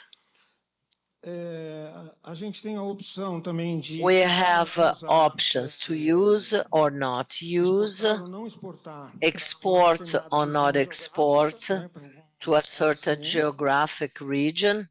Lembra do RTT que a gente mediu? Remember RTT? A gente também pode we may also do two things. Not export if RTT is higher than a certain level, or we add prepends in case the RTT is too high. Based on that, we may have an engineering. And similarly, package loss. You do not announce in case that loss is significant or increases the size of ASPF. Terminando, a gente tem aí a gente aceita, né? We accept that to include the BGP or the black hole ads and how that is requested by the participant, including the community 666. And we may also not announce to a certain internet exchange throughout the route table. Pouco rápido. Essas informações todas a gente tem documento. Information we have documentation in the IX.br website, and we do hope that we are able to use the communities with the information that we have and that we include to improve traffic engineering. Now I'm going to hand over to Cesar, who will talk a little bit more about the IX Looking Glass. Bom, pessoal, dando sequência aí à apresentação. Next, Eu vou falar do I Looking would like Glass to talk no about Looking IX.br. Glass in the IX.br. E o IX, no IX a gente tem dois tipos de In Looking the Glass, né? A IX, we gente have tem o two types clássico of Looking Telnet Glass. para o We have the classic Telnet LG.br, for onde você LG.ix.br, e mais recentemente, né, alguns anos pra cá, a gente tem também o and more Alice, recently né, we que é o have Looking Glass web, que está Alicia, disponível which is em our web lg.ix.br. Looking Glass available. O Telnet, né, ele acessa Telnet, um FRR lá, it access a continuação do FAR, né, que FRR, está configurado como Looking Glass, essa which instância is set up FRR, ela as a fecha o Looking BGP com o route Glass. service It closes naquela BGP localidade. with route servers. E o Looking Glass web, ele acessa uma And the instância web do Looking Alice Glass LG, né, que é um software access de código aberto, Alice disponível no GitHub, que a LG, gente utiliza. open code source. O Alice é um Looking Glass que coleta informações Alicia is de a APIs Looking externas, Glass which né? No collects contexto do information X, como a gente usa from Bird, external ele é APIs. utilizado inclusive As com we use Birdwatcher, Bird, that is que used with Birdwatcher, é um software que roda junto com o Bird, which is no a mesmo software servidor que which o Bird, runs with the same server X, as Budge, para expor as informações do Bird por meio de to APIs. expose O Bird Bird ele não tem APIs, information a gente tem throughout expectativa de que em Bird APIs. 3.0 We expected that in isso Bird seja adicionado nativamente. 3.0 that would be added. E aqui fica evidente uma diferença, né? É importante. Enquanto o FRR ele opera fora do server, ele fecha While BGP com os it route operates outside o Alice the possui acesso direto ao BGP, Bird, Alice através has das direct funções. access to E Bird. então assim o Alice ele tem acesso a Alicia informações que não has access to a number necessariamente of no information Looking Glass Telnet. which we don't necessarily see at the Looking Glass Telnet. It closes the BGPs with route servers, while Alice is the route server, information which we are getting directly from the Bird route server. Eu não sei se está bom para vocês. I don't know Ruim até para mim para ver. if you can really, I don't think so, because it's quite blurred, the slides. I got a neighbor participant, Cloudflare, E aí eu deixei route separado server aqui dois 1, anúncios que eles fazem, né? and Tem there are embaixo, two no verdinho, ads, one que tá sendo in aceito, green, e no meio da which has tela been vermelho. accepted, and the one in the middle of the Anúncio que screen eles fazem in que tá red. inválido no RPKI. That is an Isso é uma invalid curiosidade in da the Cloudflare, eles anunciam esse RPKI. 24 They announce propositalmente inválido no RPKI, /24 porque eles on usam isso como uma purpose in forma the de poder RPKI, testar as they use se o that as a way cliente to test valida if RPKI the ou não, client né? Então, se validates você tem tráfego para RPKI esse or bloco not. /24, você If não you valida have RPKI. traffic for that traffic, you do not Aqui essa validate informação que está disponível lá no Alice, né, RPKI. no nosso Looking Glass Web, That information is available in our Looking Glass web. Telnet, ele aparece. Eu dou um show IPBGP lá no 104. Don't show IBGP. Tá bonitinho. Well, it's fine. Agora, Looks se nice. a gente pega But the same bloco screen. que tá inválido, If you get the invalid block in the RPKI, porque, you de novo, o don't Looking Glass see Telnet, ele é it. cliente The Looking Glass is a do client BGP, né, of do route server BGP naquela localidade. Então, isso é para mostrar que o Alice to ele show te dá uma visibilidade that muito melhor Alicia has a better do que está acontecendo no route visibility. server, das marcações, dos What prefixos happens in the route servers, the prefixes, aquelas validações que o Júlio the falou, validations né, de prefixos do registro of BR register BR e do prefixes RPKI, né, que aqui and esse exemplo que eu RPKI, usei, como essa validação funciona. how that validation Mas, como works. sempre, né, a gente sempre tem But as trade-offs. O always, Alice ele também tem we ponto have a importante que a gente precisa ter trade-off. atenção, né, porque como as requisições feitas no Alice As the são repassadas requests diretamente made para at o Birdwatcher, Alicia, que they efetivamente convey chama to comandos lá Birdwatcher, dentro do Bird, which calls a gente tem uma commands preocupação within the bastante grande Bird. com questão de segurança. We are Mau extremely uso, concerned sobrecarga, about data security, scraping, bad use, são data riscos, né, na scraping. operação do Alice, They e are isso pode colocar em risco a risks, operação do route server. and O that route server, ele é may parte put importante into da operação risk do the XBR, route a gente não server pode operation. permitir que o Alice We should cause not impactos allow that negativos. Alice will cause negative E para mitigar esses impacts. riscos, né, And além how dos to diversos níveis mitigate de cache risks, no in addition Birdwatcher, no to the Alice, no several Cloudflare versus na rede caching, do Alice, a gente também implementa rate limit. we also Né? implement a rate E é uma limit. solução bastante impopular, That is not a very popular solution, but unfortunately necessary. We do our best to adjust the height limits in such a way that we are able to protect route servers. We are also working with solutions to allow the bird watcher to run outside the route server. That represents a technical challenge, as Birdwatcher was not designed for that purpose, but we are able to release even more the Alice height limits.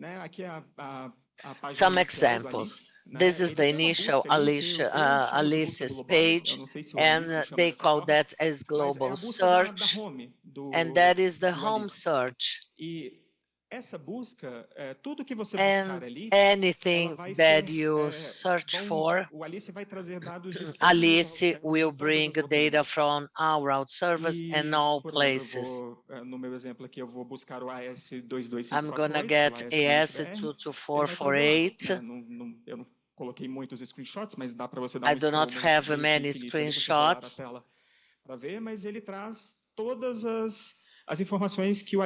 But it can bring all information about Alice at all sites. That does not take place in real time. The home search is done now and then.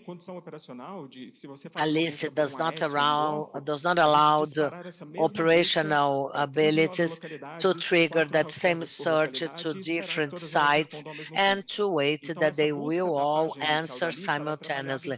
That initial page search is based on a local cache, and at the right side we can see when the cache was structured for the last time, when it's going to be the next one, and if there is any problem, they do not bring some of the route servers to the route cache. There are some route servers which were not available during the cache. And if we click on any of the sides left route servers, I am able then to see in real time, not considering caches and other issues, but we can see in real time which are the route server's neighbors, how many prefixes I am receiving, filtering which one of the IX.br participants. And then I'm able to see AS2248 in route server 1 in the São Paulo Internet Exchange. This considering, of course, the 5 minutes cache, because that is only one site, and we can, show that more instantaneously. Here I got the IX.br São Paulo's table. This where you can see the last column, and to each participants we are exporting less. And this is in the top of the list because we know that many participants, they filter Hurricane Electric. That's why Hurricane gets fewer prefixes from their participants connected to the route server. But if I click again, I can tell who will get more prefixes. And there they are exporting over 400 prefixes for the ASs. And if we go below 330,000, and then it goes down to 200,000 prefixes, showing one of the capabilities that we have in the route server. They support add path and the complete table without choosing the best route, whereas the participants from 200,000 down, they are receiving the table without that information. do DNS.br, I que é o got the N-Cache do registro. DNS.br, which Entrei is nele the no peer, eu entrei no and e-mail cache of the e register. cliquei I na got rota ali at the que eles estão neighbor anunciando, and I e aí a clicked gente consegue in ver the as marcações de route, community que o and then Júlio we falou. can see Então a gente the consegue ver as communities communities normais, as where we standards, see as the standard regular standards, standard e mais lá para baixo, se communities, rolar a tela, dá para ver and as route down there communities. we can see the route Então, essa é communities. uma forma de And você, this is a way participante, verificar to se as suas communities estão verify chegando if no your route server. Às communities vezes are isso getting the pode ser route difícil de ver, servers, você fez a and that marcação, may quer ter be difficult certeza de to que o route see. server está You want to be sure that the recebendo, route você server consegue utilizar is o Alice getting para all ver that isso. information, E and you may use se o route Alice server está to do recebendo, that. você pode ter And if certeza the de que ele route está server is aplicando receiving, aquelas you are políticas sure para that they você. are applying the policies. Aqui eu peguei de novo... não, aqui eu peguei um outro AS. Well, and here I got another AES just to show you that some routes have been accepted and the other one indicates that the RPKI is unknown. But if we look at the bottom, I can do it on the side and filtrate it. I have one participant with few announcements, and it will include the prefixes. And then it is recharged. You can validate that the demarcation, which is done according to the different routes and blocks, is really being received and processed. And then finally, to say that Alice is a powerful tool. It enables us to determine attributes and filters, which is better for control. That is the hot saver. And then we have another one, which can be used by anybody. It facilitates troubleshoot and traffic analysis for IX.br. It also encourages transparency and collaboration in the community, allowing any operator to see the BGP behavior in IX. I'm available if you have any questions regarding Alice, and I thank you for your attention. Thank you very much. Pessoal, nós temos perguntas?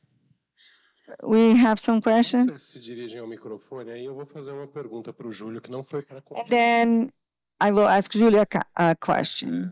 Júlio, sobre você comentou quando você falou das marcações dos tempos. When you talked about the demarcations, da perda, na verdade, que elas não são em tempo real, que elas são feitas they're not in real time. Tempos, e que daí você embute isso na configuração do route server. And then you include it in the hot saver setup. Trocada de tempos em tempos. Aí eu tenho pelo menos duas perguntas relacionadas a isso. And then I have two related questions. Comparar isso com a validação do RPKI. And then RPKI. It is done in real time. And then it is embedded in the hot server setup. Não, eu comentei, é dinâmica. I commented about the dynamics. Eu não vou lembrar agora qual que é o seu hostnet, qual que é o software. Que de hora em hora ele baixa as and then every hour it downloads the RPKI. Ativamente, tá? Quando o prefixo entra no route server. A segunda parte da pergunta. Então, essa parte que não é dinâmica, que ela é embutida na This part, which is not dynamic, and it's included in the hot server dynamics. For example, server. Cesar had some connectivity problem, but then it was downloaded. It was measured several times. O participante lá do outro lado, ele só vai... The participant on the other side will all see it when Cesar does a hit drown and announces the route again. The setup is like twice a day. It is recharged. Mas aí você tem as rotas que já estão lá. And then you have the routes, Para o participante, elas são and then we have the announcement for the participant. Só quando você tem algum withdraw e um anúncio de novo, um anúncio novo. Eu imagino que elas vão ser reenviadas porque ela vai estar I diferente. imagine that they will be different, so they will have to be sent again, but I can confirm Foi them. uma pergunta que me fizeram na semana passada e eu também não soube responder, mas Eu imagino. And then I was not able to answer. I can imagine that, otherwise the process is not going to work. Porque a configuração é recarregada, o Bird tem. And then Tudo, né? Ele vai it doesn't reload everything. Então, eu imagino que ele vai atuar no remoto. Bom dia, parabéns pela apresentação. Minha pergunta é para o César. My question is for César. Se você pudesse explicar para o pessoal em relação à API do Alice, né? Durante a apresentação deu. For Alice. Pessoal, a nível humano a gente usa o front-end para ver os dados. For the human brain examines, but we know that API has to be used. Você comentou também do rate limit. Acredito que existe esse rate limit que o pessoal não usa muito. Mas para explicar pouquinho sobre a API do Alice. So that we can, I would like you to explain a little bit about Alice's API.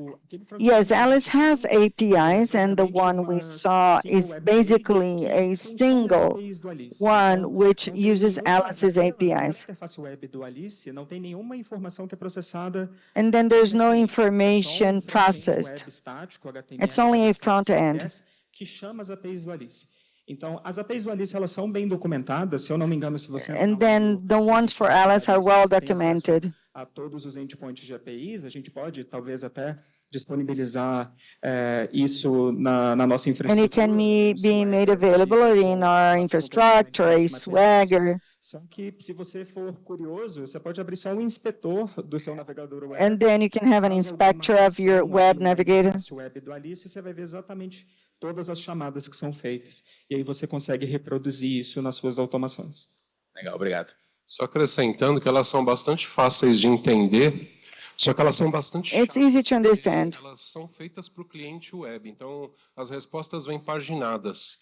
The answers are paged. Para ter uma resposta completa, to have a complete answer, you kind of have to repeat the question several times, and then you read each page and put everything together. Mas o Alice, ele separa, ele tem APIs diferentes para rotas They have different APIs. exportadas e não exportadas. Então, se você They're exported, imported. De um certo ASN, de um certo neighbor em um certo route server, você vai ter que fazer no mínimo 3 chamadas de API para aquele neighbor. We will have at least 3 API calls. Bom dia, Marcelo Gondim, da SP Focus. Parabéns aí às palestras de ambos. Inclusive, até um agradecimento, porque a parte de community é uma coisa pouco explorada. This part is not explored by many providers. And then we have this engineering, which can be explained. But, as Julio commented, we have it for RPKI, we have a validation. Que é para justamente a gente poder validar o SPF, né? And then evaluate it with the SPS. Por exemplo, no ASPA, I have a question for ASPA. Vamos supor num cenário onde você tem um provedor que está ligado a um X. We have a provider related to an X. Os objetos dele que ele indica. There are some objects, and they indicate some objects and the transits. Por exemplo, no X, que ele faz a mesma coisa.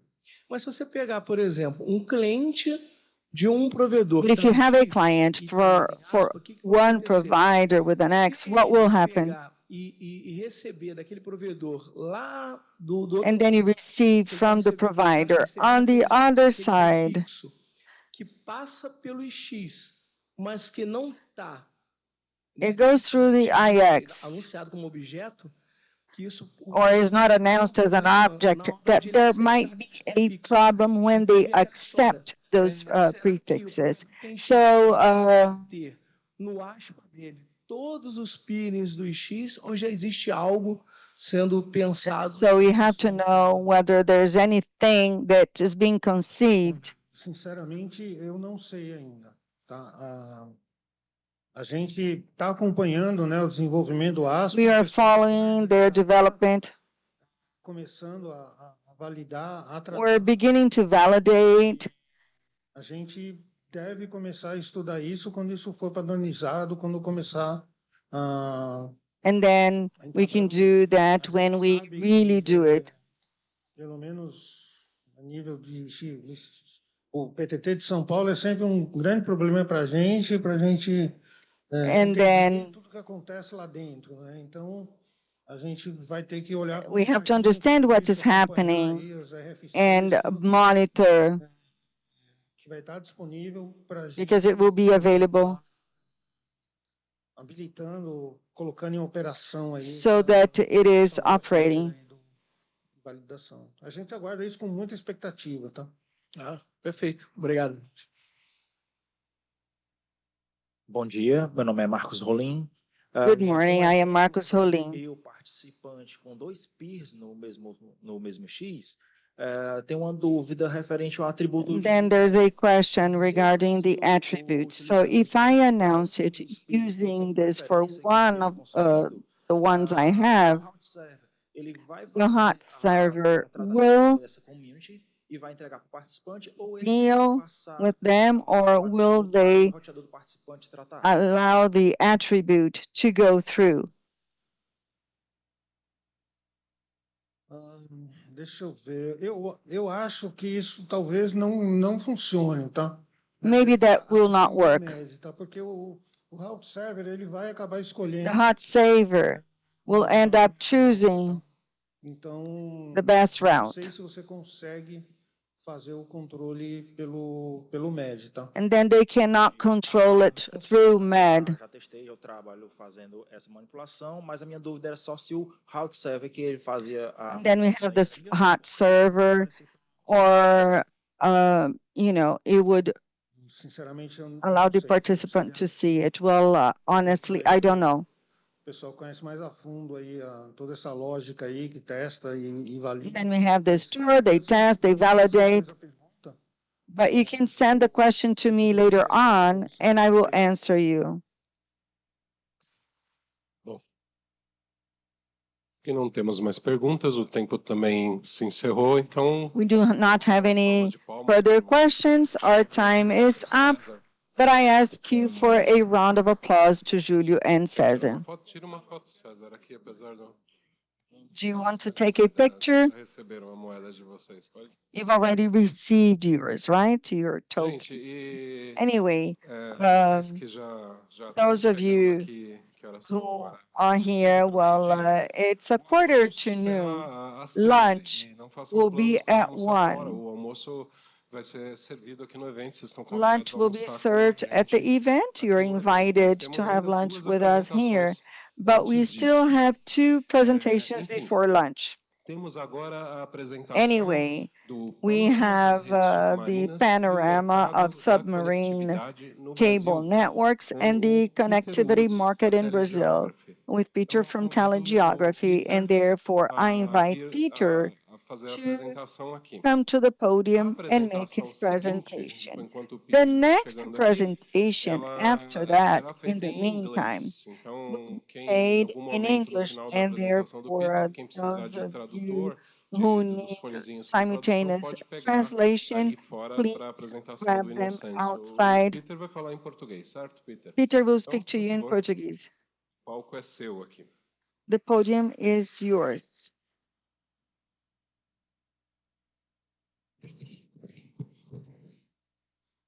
Olá, gente. Bom dia. Hello, everyone. Good morning. I am Peter Ward. I will tell you a little bit about our work. I work for Telegeography, and for those of you who are not familiar with this, we work with research. I work with Latin America and North America as well. I will talk com vários to aspectos you about the de Brazilian entidade market, local, including cooperativo, e o que different que isso significa em termos aspects da infraestrutura no and what it país e na means in região, terms of the e as infrastructure in the dinâmicas country do and mercado in the e para region, onde que and vai. also Essa the questão, market obviamente, mais dynamics complicada, and mas where vamos it's headed to. tentar lidar It com is ela de uma forma complicated, but informada, we will seguindo os try dados que temos. to deal with E tem it bastante, então vou mostrar with aqui the para data vocês. we have available. And a lot available. And so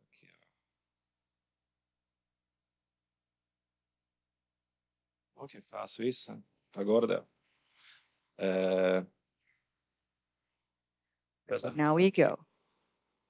Não, isso é a direção errada, desculpa. Descobri o problema. Tá. Então, aqui são And so esboço do que vou apresentar agora. this is a São basicamente os temas summary gerais que of what I will trabalhamos present no to diálogo. you Vou now. começar assim com I will a start infraestrutura no with Brasil. infrastructure E in é um bom Brazil. momento para mencionar isso porque acabamos de lançar And this is a good esse projeto moment to do this recentemente, mas a gente tem o nosso because mapa online we e a gente have também our eliminamos online cabos map submarinos em todo and o we mundo. also Esse have novo, our map nosso of novo diálogo, os submarine mapas, cada ano tem um tema cables. diferente Every e year incluem os they cabos change. ali para baixo também. And we have E added os different mercados de information conectividade em algumas about the regiões e o que connectivity significa hoje market em in the dia. different regions and what they mean these Então, days. olhando um pouco para o mercado brasileiro, que a gente consegue Now, ver looking at the Brazilian market a little bit, que o Brasil tem Brazil bastante is a importância country na which área is de very conectividade internacional. important in the area Segundo os of nossos dados, connectivity, tem and according to 19 our cabos submarinos data, que chegam no we Brasil have em vários 19 pontos. E submarine aqui uma lista cables do in que tem. Brazil Você in different pode ver tudo isso areas, and no here we have a submarino.com list. também, o nosso site em You can português. E para also quem find trabalha em this empresa que é cliente info nosso, você pode entrar e at ver our mais informação. website. Mas tem bastante cabo que But chega, só que sabemos we que have a todos lot of cabos cables não servem arriving. a mesma função. We know Tem that havido not all of diferenças them entre have the sistemas same mais velhos, outros são function. sistemas We mais have novos, systems which are alguns são older, sistemas some of com muita them are capacidade de newer, transmissão, outros são some of mais them are ligados à international, and conectividade the no other resto do ones Brasil. are E related cada to caso é diferente e connectivity in quem Brazil. tem Cases noção, os vary, donos de cada sistema varia and também. the owners of the systems also vary quite a lot. Então, aqui olhando um pouquinho mais And now we're looking a at the gente vê map que a o little Brasil é bit interessante better. porque de lado On one side, conectividade internacional vem and we have the international connectivity for Brazil and other regions. Washington, como algumas outras dessas We regiões. have Isso pouco a pouco está mudando. these A gente different consegue ver regions, isso as you can see here, but perceber gradually this is changing based on the como é developments and investments dois we cabos made in the artificial que system. conectam o Brasil, Fortaleza, com a África, Camarões. And we also have A gente vê Africa, também que tem os sistemas que conectam ao sul, com a Argentina, and then Uruguai. we have E a the gente South, também vê atualmente tem Argentina, infraestrutura Uruguay, mais velha que conecta várias cidades no and they costa litoral connect do different Brasil. E cities tem in muito the Brazilian investimento na coast. Amazônia para And we have sistemas de investments hidrogênio in the conectado, infravias, Amazon tudo isso, que for são sistemas únicos. E foi legal porque a gente não tinha different noção areas, and de these are qualquer forma unique systems. It's investimento really ou nice because we conectividade didn't de have it ter available in our submarinos map. na beira de rio. E esses projetos são a primeira vez que conseguimos These incluir projects conectividade have been submarina que included for não the é first debaixo do mar. time Então isso é ever. bem interessante e o Brasil é líder nesse sentido. Brazil porque is a leader. sistemas únicos em conectar. So these are unique Tem historicamente várias systems dificuldades for de ser different conectados parts of the beira do rio. world.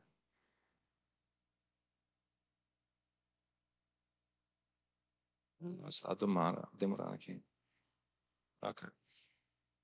E, ok, estávamos no Fortaleza, queria também mostrar So this is papel que Fortaleza. I also será wanted to nesse show you mundo de conectividade que a gente and share with you this mesmo e quando connectivity world and systems. mas como We falamos, have as idades some dos sistemas variam, which as dinâmicas comerciais or whose também, dynamics change. mas tudo isso para dizer que Fortaleza But all of é this muito to importante say para conectar o Brasil that não só para o resto it do mundo, plays an América Latina, important mas para o role to resto do connect mundo. Brazil not only to Latin America, but to the rest of the world.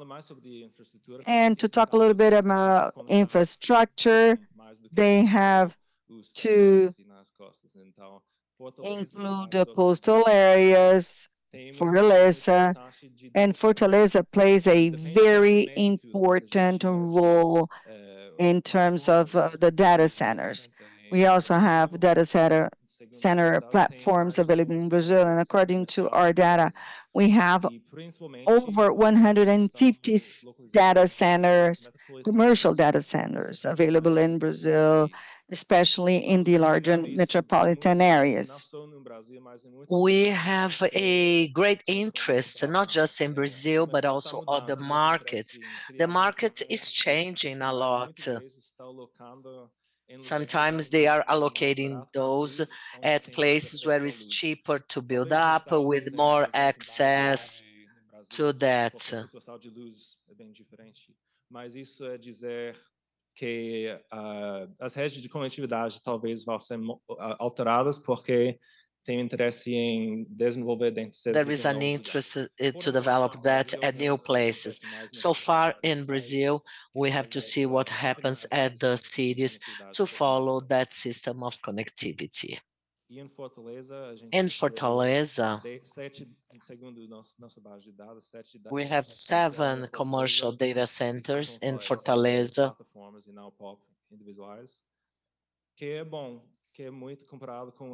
which is good, is highly comparable to the rest of the region, but the state of São Paulo clearly domain that. São Paulo and capital, they have São Paulo and capital 52, and Campinas, which is relatively close, they have 20. The northeast of Brazil plays a very important role, however, is different than São Paulo, which has a more regional role and maybe global. It's important to mention Internet Exchange. Brazil is an important country for Internet Exchange. In our database, we have this public Internet Exchange map.com with 50 local Internet Exchange points.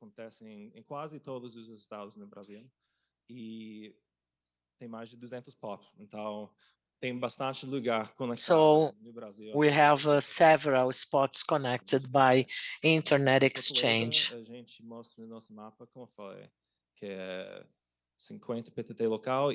50 local Internet Exchange, 3 in Fortaleza, and according to our information, o mesmo tema persiste, que São Paulo, o estado de São Paulo e a capital. The state of São Paulo, it has many more. However, Fortaleza has more than Rio de Janeiro. In general, these 3 cities, que é mais fácil de comprar. São Paulo e o Rio e Fortaleza são as cidades principais de conectividade. E o Rio e Fortaleza estão meio Rio and Fortaleza para ser segundo nessa lista depois de São Paulo. E não só de PTT. Então, também pensando na infraestrutura e o que é conectado com o que, a nuvem também é muito importante. Esse na mapa nós também. The cloud is very important. No nosso serviço de pesquisa da This is the service of clouds. But there is so much change in local service providers and the clouds, and Brazil in Latin America is a very important region for that. But that is complicated. In Brazil, we have more movements in this area. But in Brazil, it's not anywhere, especially in the southeast.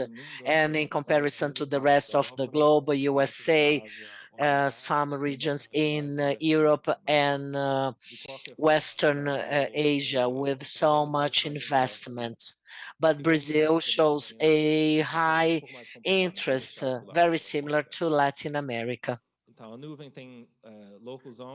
Cloud has local zones in Brazil, in Rio de Janeiro, and São Paulo. Google OVH on-ramps, 3 in São Paulo, 1 in Rio. So you can see Brazil has an important presence, which geographically speaking, it's not balanced. There is no proportionality among that distribution. Market connectivity score. That score, tells us about the level of connectivity. We apply all the criteria to estimate which cities are connected. Probably there are over 200 or 300 cities, even more than that. Mais de 200 porque eu coloquei Fortaleza, 250. Acho que até 500, algo tipo isso.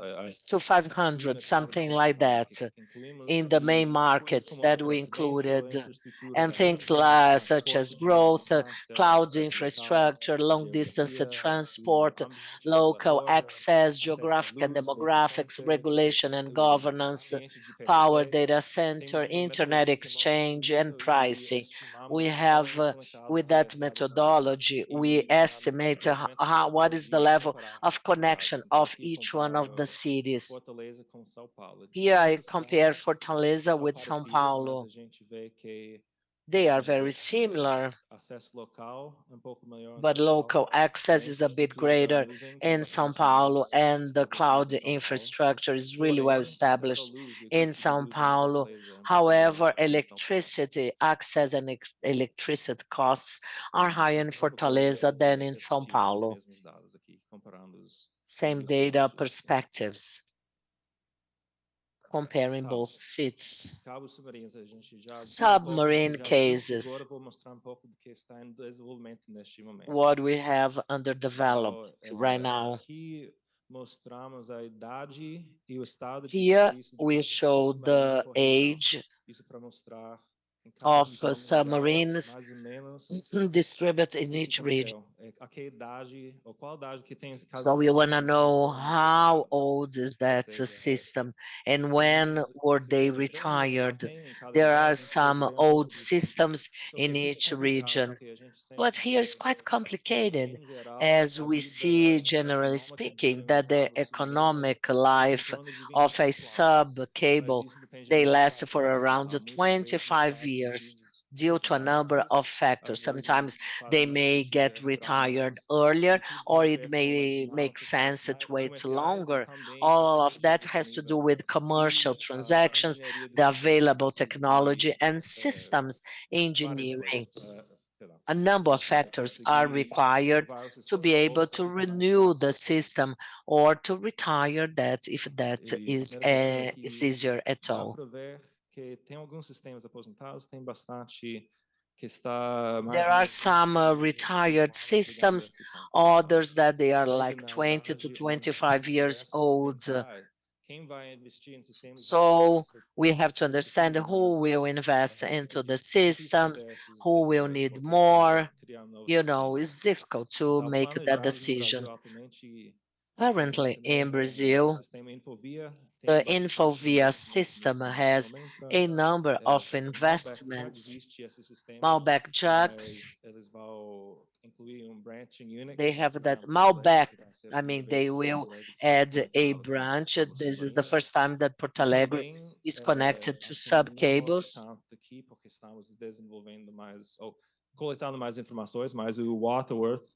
They are collecting more information, and the Meta project will be very important, which is the project Waterworth, and the Synapses. We are still adding that. But there is a great interest in developing new systems in Brazil. Some data as to cable costs distributed by regions. Latin America has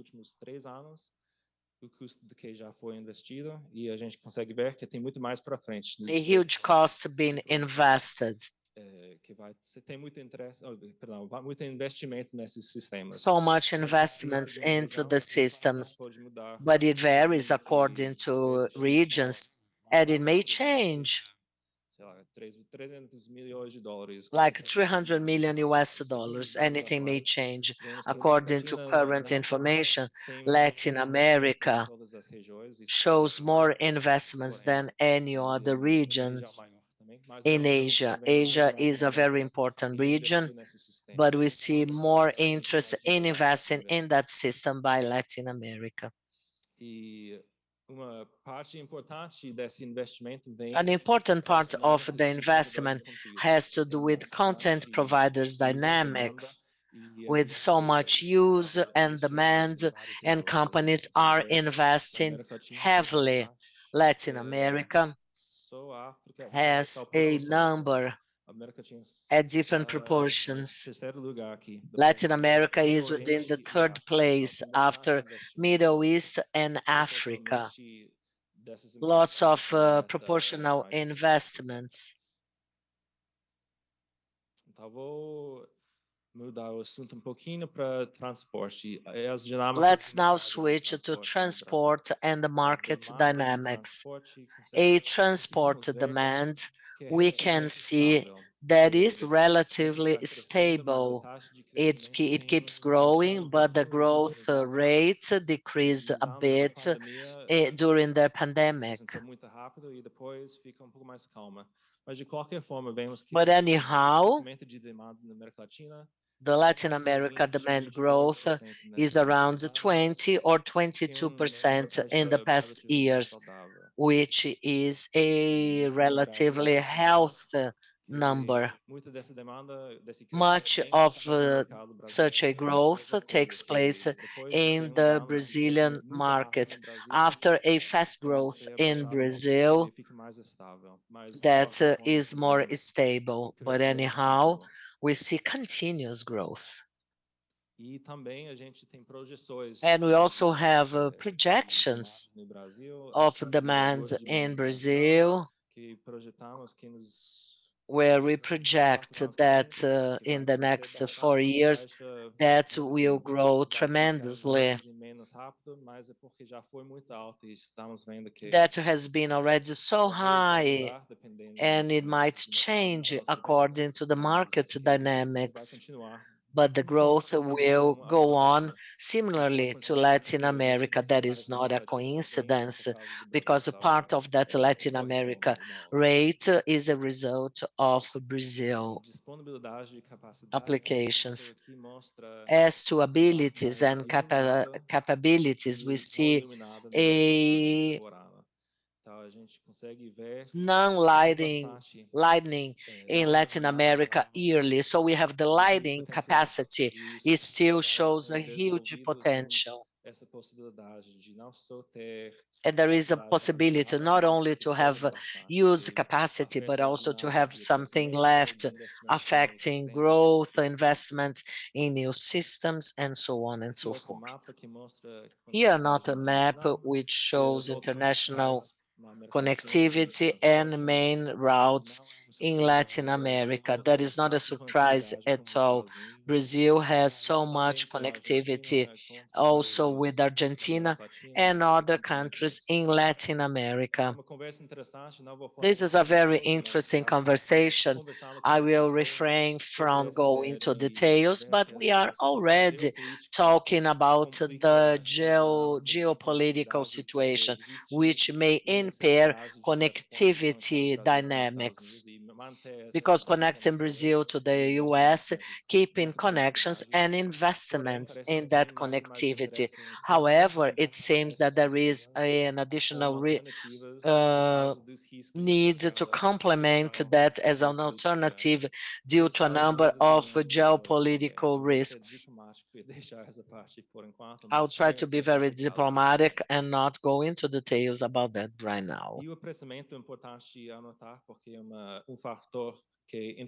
Pricing is important because it influences so much the market. The route between Brazil and Latin America, that is between São Paulo, and price is very competitive in the past years. The most sold units in the whole market goes around 100 gigabytes, and in the past years that is dropping 21%. We see around 10,000 US dollars, but for 10 gigabytes, around 3,000, and a market for 400 gigas of transportation is quite speed up, but it seems that 400 gigas, it's the percentage in a high scale sales. And in comparison to the Miami-São Paulo route, to some other main routes in Latin America, in addition to Dallas, to Mexico City, we have a more aggressive side in that route where prices are higher. We are comparing international connectivity plus technology. Internet, IP transit and peering.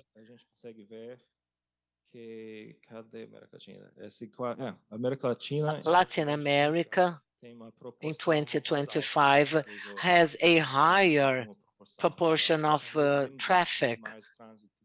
We see much more traffic than peering in the region. So within that perspective, Latin America is well positioned. Different bandwidth by Latin American region. There are several sub-regions in Latin America, but South America and Brazil as the main geographic region with so much influence and IP traffic being used in the region. And we can see that Brazil and US is still within a very important route with 55 terabytes in 25, and in the past 5 years that improved 22%. After that, Argentina and Brazil is a very important route. The first three routes are Miami, São Paulo, Buenos Aires, Santiago, Miami, and Rio, and then New York, São Paulo, Fortaleza, Miami. We have something around 7 or 8 in that list.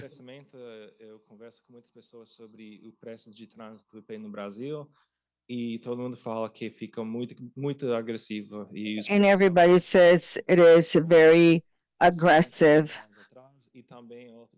5 years ago, in other markets, São Paulo, Rio, Fortaleza, whose prices are usually very similar and have more or less 20% in the last few years. And we can see that in the price difference, which is an international area, it is smaller or greater in a 10 gigabytes area, but it is 2 or 3 times bigger than in São Paulo. Last year, it was 1.8. So you can see that not only is the cost lower, but when compared to the rest of the world, it is becoming more competitive. And we can see that for transportation, it is changing, and the same thing is true for 2 gigas. I will also mention corporate competitiveness. This is a cloud map. I'd already mentioned it before, but I just wanted to show you where Brazil is located in Latin America. And we can see the cloud in the US, Europe, and in the rest of the world. It's a little bit more scattered. Here in Brazil, we can see in the southeast and in the rest of the country, we still need to make more investments. Brazil has 9 cloud regions between São Paulo and Rio, and then we have Mexico. Both markets are making investments, but they have different needs. cloud zones according to the different countries. Here in Latin America, we can see that Brazil has a larger amount, and then we have Mexico and Chile. And nothing has really changed much in the past year. I printed this map some years ago, and it is basically the same thing so many years afterwards. These zones are by the main companies, and we have Azure, Google, YA, and at a metropolitan level, we're being a bit repetitive, but São Paulo would be the city where we have a lot in the cloud and other dimensions. And then after that, Santiago, Chile, and Mexico. These are markets where we have a lot of investments made. And we also have Rio and Fortaleza, which were not included here. But we can see, once again, connectivity services. We compare them. And in Latin America, we can see that other regions where we have less services offered, there's more in Latin America. Here we can see Europe, Asia, and the US, and then Latin America. Pricing for MBPS and DIA and local access, it varies a lot in Latin America. In São Paulo, prices are more aggressive than in other regions, but it also varies a lot in terms of local access. In São Paulo and in other places, we can see that the price for local access is much higher. I will only mention why we started it like that. We have a product which follows connectivity products. There is a lot of investment being made. For the time being, we have 2, maybe 3 operators, and Amazon is in a process of trying to establish a better situation. Then we have 2 operators, but there's a lot of interest from different parts trying to enter in this market. We have the IX Square project in Europe, we have China, Russia, and if we are to include IoT and other types of connectivity, we also have them, but the dynamics are complicated. I wanted to mention that the satellite historically did not follow the same dynamic as we have in other connectivity networks. And this is the map of where we were. We are growing, and we might have to update it more frequently. This is just in terms of regulations. But of course, there are business dynamics that we have to take into account, and it's important to follow the market.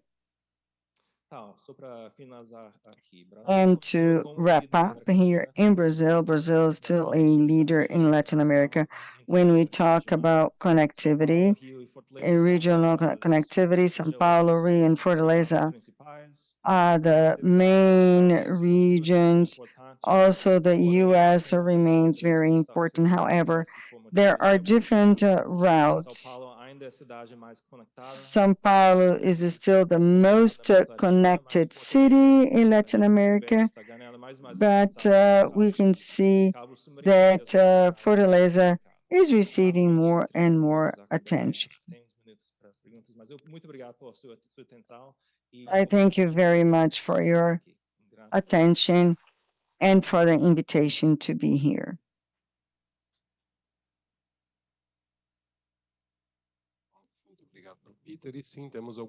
Thank you, Peter. And of course, we do have some questions.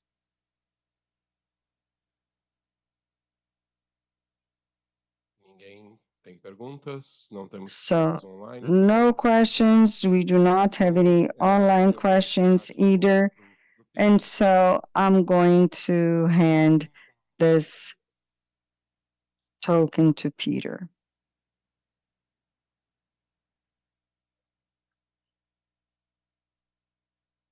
And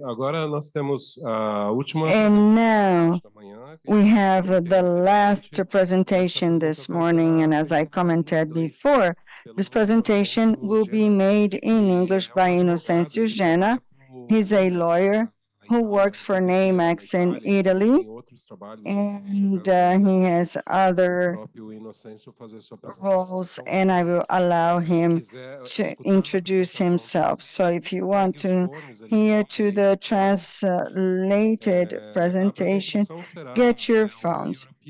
The presentation will be the European Digital, which is a new chapter in the regulation of connectivity, challenges, and impacts for internet exchanges. So I invite him to the podium and to make his presentation.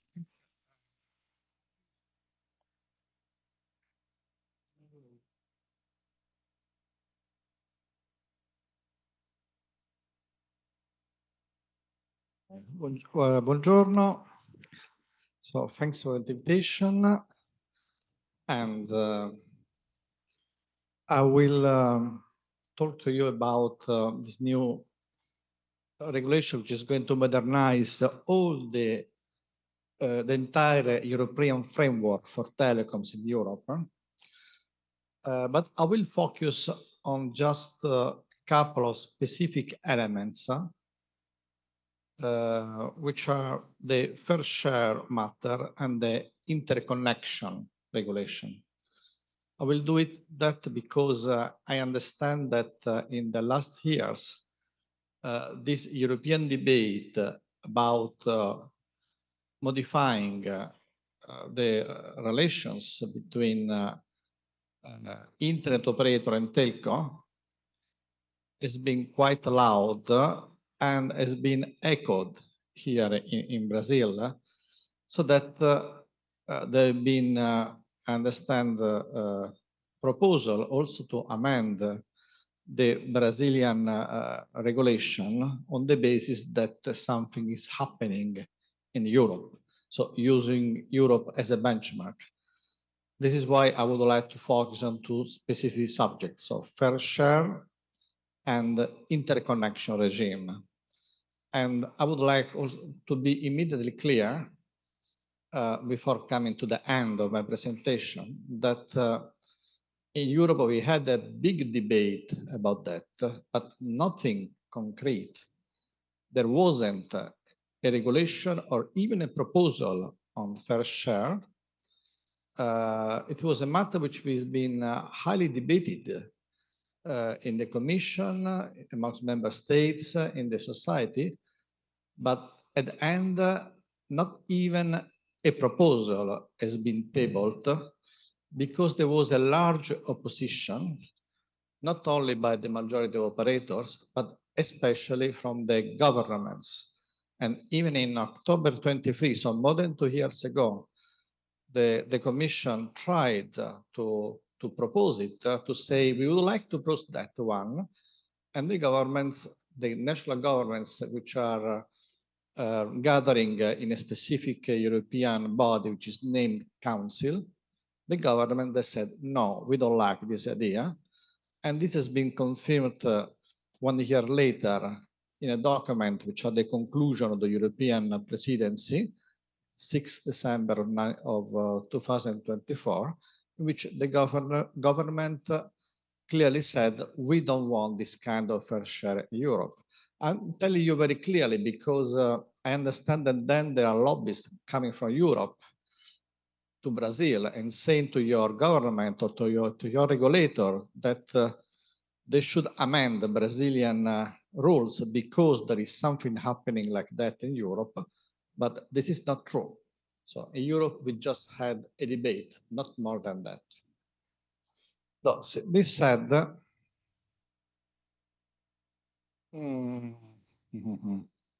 okay, now what's up? Okay, about me. So I was already presented. So I'm a lawyer, and I assist NAMEX, which is the Roman Internet Exchange. But recently, most of my work goes with the Italian government. So I'm assisting the Italian government in telecom regulation and modeling this new European framework for telecoms. And why now? What's happening now? Well, now there was no fair share, but even now the situation is quite changed. Why? Because you have to consider that the politics in Europe follow some cycles. During the time when you heard a lot about fair share, we had another commission, which I named VDL 1, so van der Leyen 1, from 19 to 2024. And during this period, there was a commissioner for digital, which was the French Thierry Breton, which had many merits, but for the telecom side, it was coming from the old telecom environment. He had some fixed ideas. And so his idea was to have more consolidation, less competition, to have fair share, and the so-called level playing field between internet and telecoms. This was until 2024. Then there was a change of commission. So the president remains the same. In fact, we still have VDL, but 2. But the commissioner changed, and instead of this French Thierry Breton, we have another commissioner, which is a Finnish lady, Henna Virkkunen, which has quite a different approach with respect to telecom and internet regulation. In fact, the narrative has completely changed. The fair share has disappeared from the agenda, and they are more interested in other matters like competitiveness, resilience, security, digital sovereignty, and so on. There was a really strong change of the agenda. But still, the proposal of DNA was there. The proposal was prepared by the offices of the Commission in the past Commission. When the new commissioner came, they had the proposal, they changed it a bit, and then they finally published it at the beginning of this year, 2026. This is why this proposal looks a bit different from what people expected, because there's been a long debate anticipating this proposal, started in 2003. Then there were reactions from member states, there was a change of the Commission, and finally, what has been finally proposed at the beginning of the year is quite different from what has been debated in the last 2-3 years. And in fact, what we observe that it is a proposal which makes an evolution of the current European framework, but is not a revolution like it was in the mind of the previous commissioner, Mr. Breton, who is not there anymore. So to understand what is really happening for XPs and in general for relations between telecom and OTT from a legally point of view, and what can really matter also for you in Brazil, you must consider that there are a combination of rules which has to be taken together in order to understand what is going to be new. So we will have now a kind of cooperation mechanism between telcos and OTT, which I will describe later. There is a new interconnection regime, and there is a new general authorization regime. I put into brackets evolved in order to make clear that, yes, it is something new, but it's not radically new. Okay. It would be also interesting to talk about net neutrality and competition, but probably we don't have the time today. But I will be maybe available for questions during the drinks time.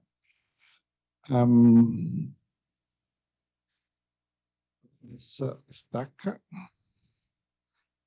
So we start with the fair share. So in the DNA proposal, we don't have any provisions imposing a fair share. So this must be very clear. There is no rules saying that OTT has to pay for some reason for interconnection, the telco operator. Nothing Catholic. This means that for the time being, this debate is finished. While it is confirmed that interconnection rules are based on the idea of commercial deals, so they should not be regulated in principle. There is a specific provision really limiting the intervention of regulators in interconnection disputes. And there is a provision which clearly states that in case of interconnection, the terms of interconnection cannot be made on the basis of how much investments one part has done or not, which was, as you remember, the normal argument which some telcos have been advocating when asking for fair share. They said that we made some kind of investments and you not. No, and the provision says clearly the terms of the interconnection must depend on the kind of services you are negotiating there, not on whatever investments have been doing in your market. So this is a clear anti-fair share provision. So that must be very clear, and in case you have to talk with your some members of the government or the regulator on the parliament here in Brazil, saying we would like to make a fair share rules because in Europe you can say no. In Europe there is nothing of that, nothing. But instead of fair share, the DNA propose a kind of complicated system cooperation between telcos and OTT. Is it not here? Here. So it is the idea that since there can be some need of facilitating the way telcos and OTT interconnect for technical reason, in case they must negotiate technical items and have to exchange information and so on. So it is created a system of cooperation based on some guidelines made by BEREC. BEREC is the European Agency of Regulators, which in this case is a clear guarantee because BEREC was always clearly against any kind of fair share in Europe. In addition to those guidelines which are trying to facilitate this cooperation between telcos and OTT, there is also a procedure of voluntary conciliation in which operators in the same matters of the cooperation can eventually try to find a conciliation if there is a disagreement on something. But it is made clear that this kind of cooperation, relations, and conciliation procedure cannot concern purely commercial matters. So in case the operators, they are arguing about a commercial issue like you have to pay me something, this is not something which can be part of these guidelines or of the conciliation procedure. So.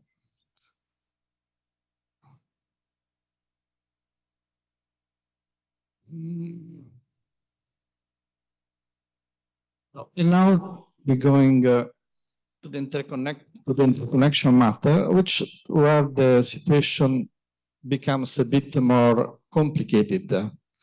There is something changing in the interconnection regime in Europe.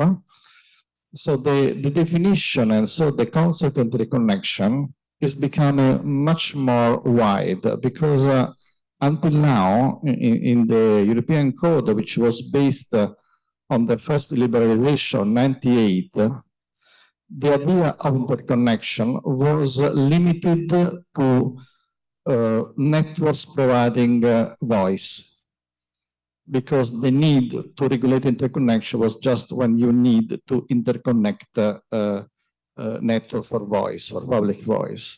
And the status of interconnection for data or for private network was not completely clear. So we had this ambiguity coming until now, which is now being solved by the proposal, which is clearly saying that any of connection between networks, irrespective whether they are about voice or data, they're public or not. So this is a matter of interconnection. So the regime is expanding, but at the same time, it is specified that the default regime for interconnection is freedom, commercial freedom. So in principle, you just make the agreement, or you do not make the agreements that you don't want. So there is no intervention of regulation on that. So it's a matter of commercial freedom, with the exception of the public networks. Public networks here means networks which has an access to which is controlling the access to the final users. So can be normally, of course, for voice, but can be also for internet access. But is not about private networks which are just connecting other networks, but not connecting directly final users. So the only case in which you may have a regulation and in which regulator can intervene are public networks which are connecting final users.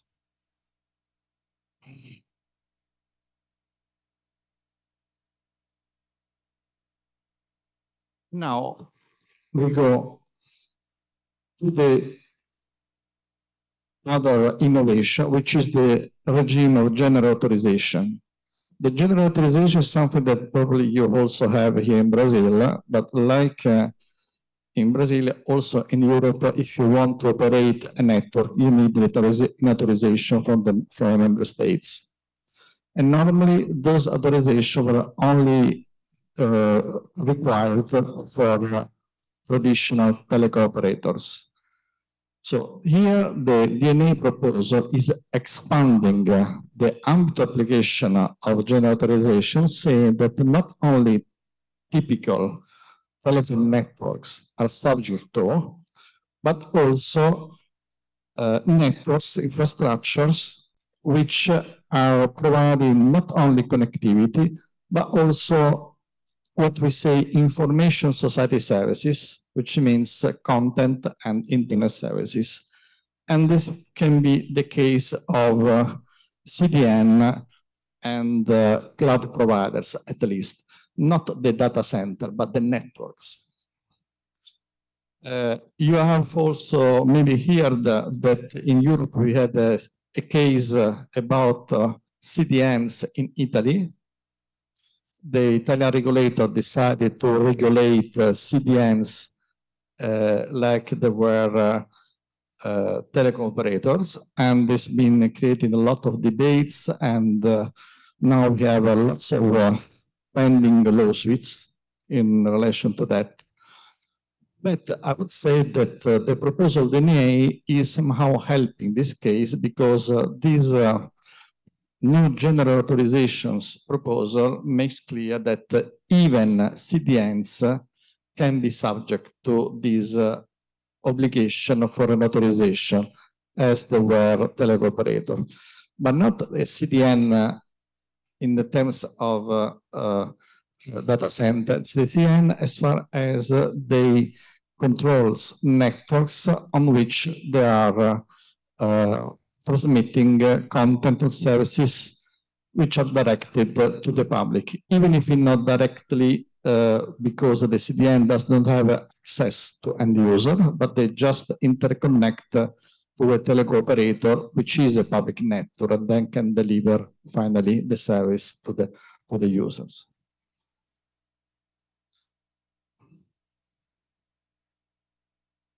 What's the consequence of this new authorization regime? There's nothing to do with interconnection in se, because the Italian case became very famous because the people believed that the teleregulator wanted to regulate CDN in order to impose fair share. It's nothing about that.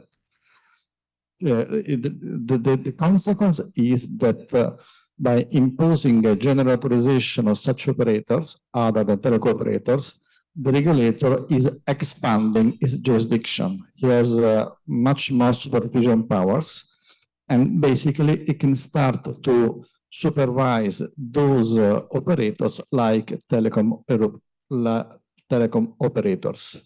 So it can direct instruction, and especially they can collect information, because one of the big frustrations of European regulators when dealing with internet operators is that they ask for information about what they are doing, which kind of traffic is there, which kind of services, what can be done in order to fight some kind of illicit activity.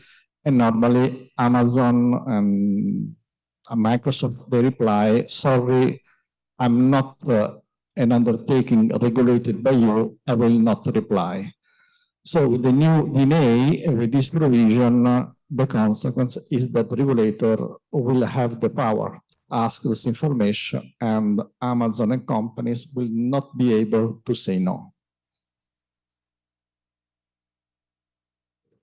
So if you try to sum up what all these rules can mean for European XPs, and eventually also for Brazilian, if you consider the European framework to be a benchmark.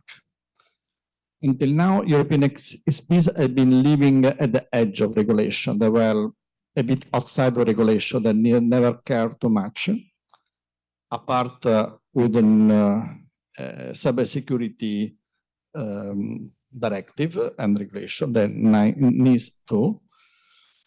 So, I would say that in principle, the situation does not change too much because the XPs continue to operate in a commercial context, not in a regulated one, because it is confirmed that the interconnection has a commercial nature in principle, unless you have a public network. There is no ex-ante regulation of peering prices, and the intervention of regulators to fix prices and commercial conditions is limited to some specific cases, only when you have a public network, which is not the case of XPs. Yes. But there is, on the other side, an extended and enlarged supervisions by the national regulators, which until now they were not able to intervene in principle over XPs, like over CDNs, like over cloud provider and so on.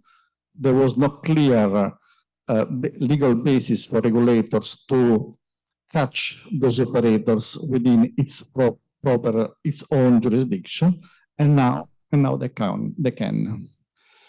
And this supervision can imply, as I told you, intervention for networks security, resilience, consumer protection, and even architecture, as far as this is something which can impact on some objective of the regulators. And this happens via the traditional telecom operators, which are telecom regulators, which are becoming much more important than in the past. These can have some further consequences for the current interconnection environment, which is in the course of development. We know that interconnection architectures, deals, configurations are evolving in the market, which are much more complex than in the past. Until now, this was a pure matter of operators. In the future, there will be the possibility for the telecom regulators to intervene and eventually ask for clarification, for information, and eventually even imposing some rules if they believe that some public interest matters is at stake. And this is a problem, let's say, not only for XP, but especially for the most important player of the IP interconnection ecosystem. So in particular, content provider, cloud provider, CDN, and so on. But turning back the XPs, it's clear that the interconnection regime has not changed in a way that can impact directly XPs.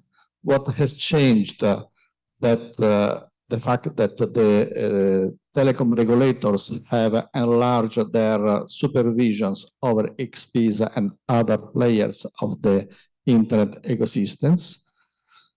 Whether XPs can be directly or not regulated for telecom rules will always depends on the final checks. So whether or not they are managing a network and whether this network is to be considered public or not. We made a check in Europe with some XPs in order to understand whether in the current situations they are regulated or not by the current telecom rules. Some of them they are, some not, depending on different views. But the fact is that if you look at the core of the XP operators, which is just trying to facilitate interconnection between other operators, this is just a kind of, I would say, in legal terms, a kind of platform, not a network. And per se, this is not something that should be regulated by the telecom framework. What really changes if you are really managing a network, even a private network, and this happens sometimes in Europe because there are some big XPs which are carrying on activities beyond the pure XP's business. In that second case, then you may need some regulation, some general authorization, and then you are subject to regulation. But if you just carry on a pure XP's activity, so if you don't manage a network in correct terms under the DNA, then you are not subject to this kind of requirement, to the general authorization, and so on. I tried to be as much as clear as possible. I think the matter is complicated, but of course I'm remain available to question for you and for any kind, specification I can answer here or later in the drinks time. Thanks.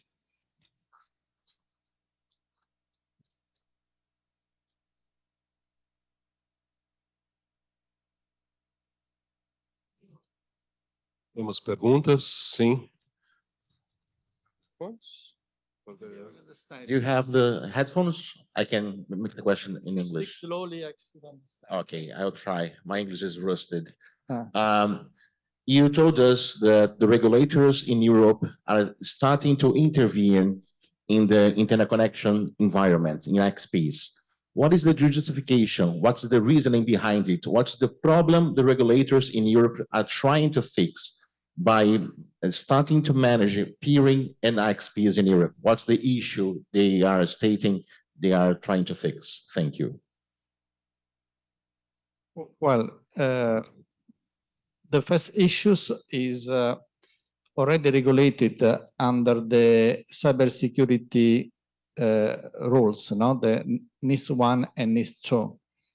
The interconnection permits to a lot of infrastructure facilities to work together, so it is a strategic assets. This is why for this kind of for this kind of matters, there must be an intervention eventually by regulators. And this is made in the scope, in the objective of cybersecurity. This is already there, I mean, happening. What I'm telling you is that the regulators are trying to intervene mostly on the various operators which are active in the internet interconnection ecosystem, not really XPs, but especially cloud provider, CDNs, or all this kind of operators which are storing and transmitting the traffic and the services, because they are so much complementary to telecom operators. And if a telecom regulator has, for instance, has to intervene on some illicit activity on telecom operators, their activity will be less efficient if I cannot do the same also on the other operators which are not technically telecoms, but which in some ways cannot be excluded of the jurisdiction. One typical example is the kind of the case of piracy. If you want to manage a piracy problem, you cannot just intervene on telecom operators. You must consider where the piracy is stored or transmitted, even through private networks. So in order to have an holistic approach to this problem, then there is the possibility of intervention of the regulators, but not about the interconnection per se, but about the fact that you must, you see an ecosystem which is consisting of telecom operators and non-telecom operators. For the telecom regulator, it's necessary to have the possibility to intervene in both cases. But this does not mean that cloud providers and so on are subject exactly to the same rules of telecom operator. There will always be a distinction because transmitting, because everything is based on the ideas of networks. And what really matters are networks, not data center, which are different from telecom infrastructure. Alguém tem mais perguntas? Podem ser feitas em Any other português. questions? Questions may be addressed in Portuguese. We translate for our speaker guest. Não? No questions? Vou então entregar a moeda. I will then hand in to you the token of appreciation. Thank you. A big round of applause.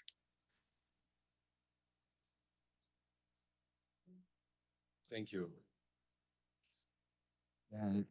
Bom. Well, Para quem está online, eu For those who are online in the YouTube, I thought that was a few minutes of an episode of Black Mirror, but that's not quite that. It's just IX Forum. Now let's break for lunch. Lunch will be served on the first floor. You are going to get a voucher on your way out with the receptionists at the door, and you are going to give that voucher at the restaurant area where lunch will be served. What time are we coming back?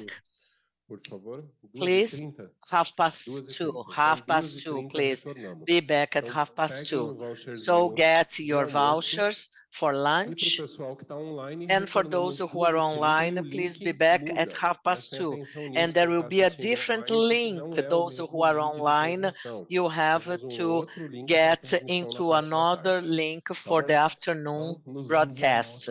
See you later at 2:30, okay? In a new broadcast.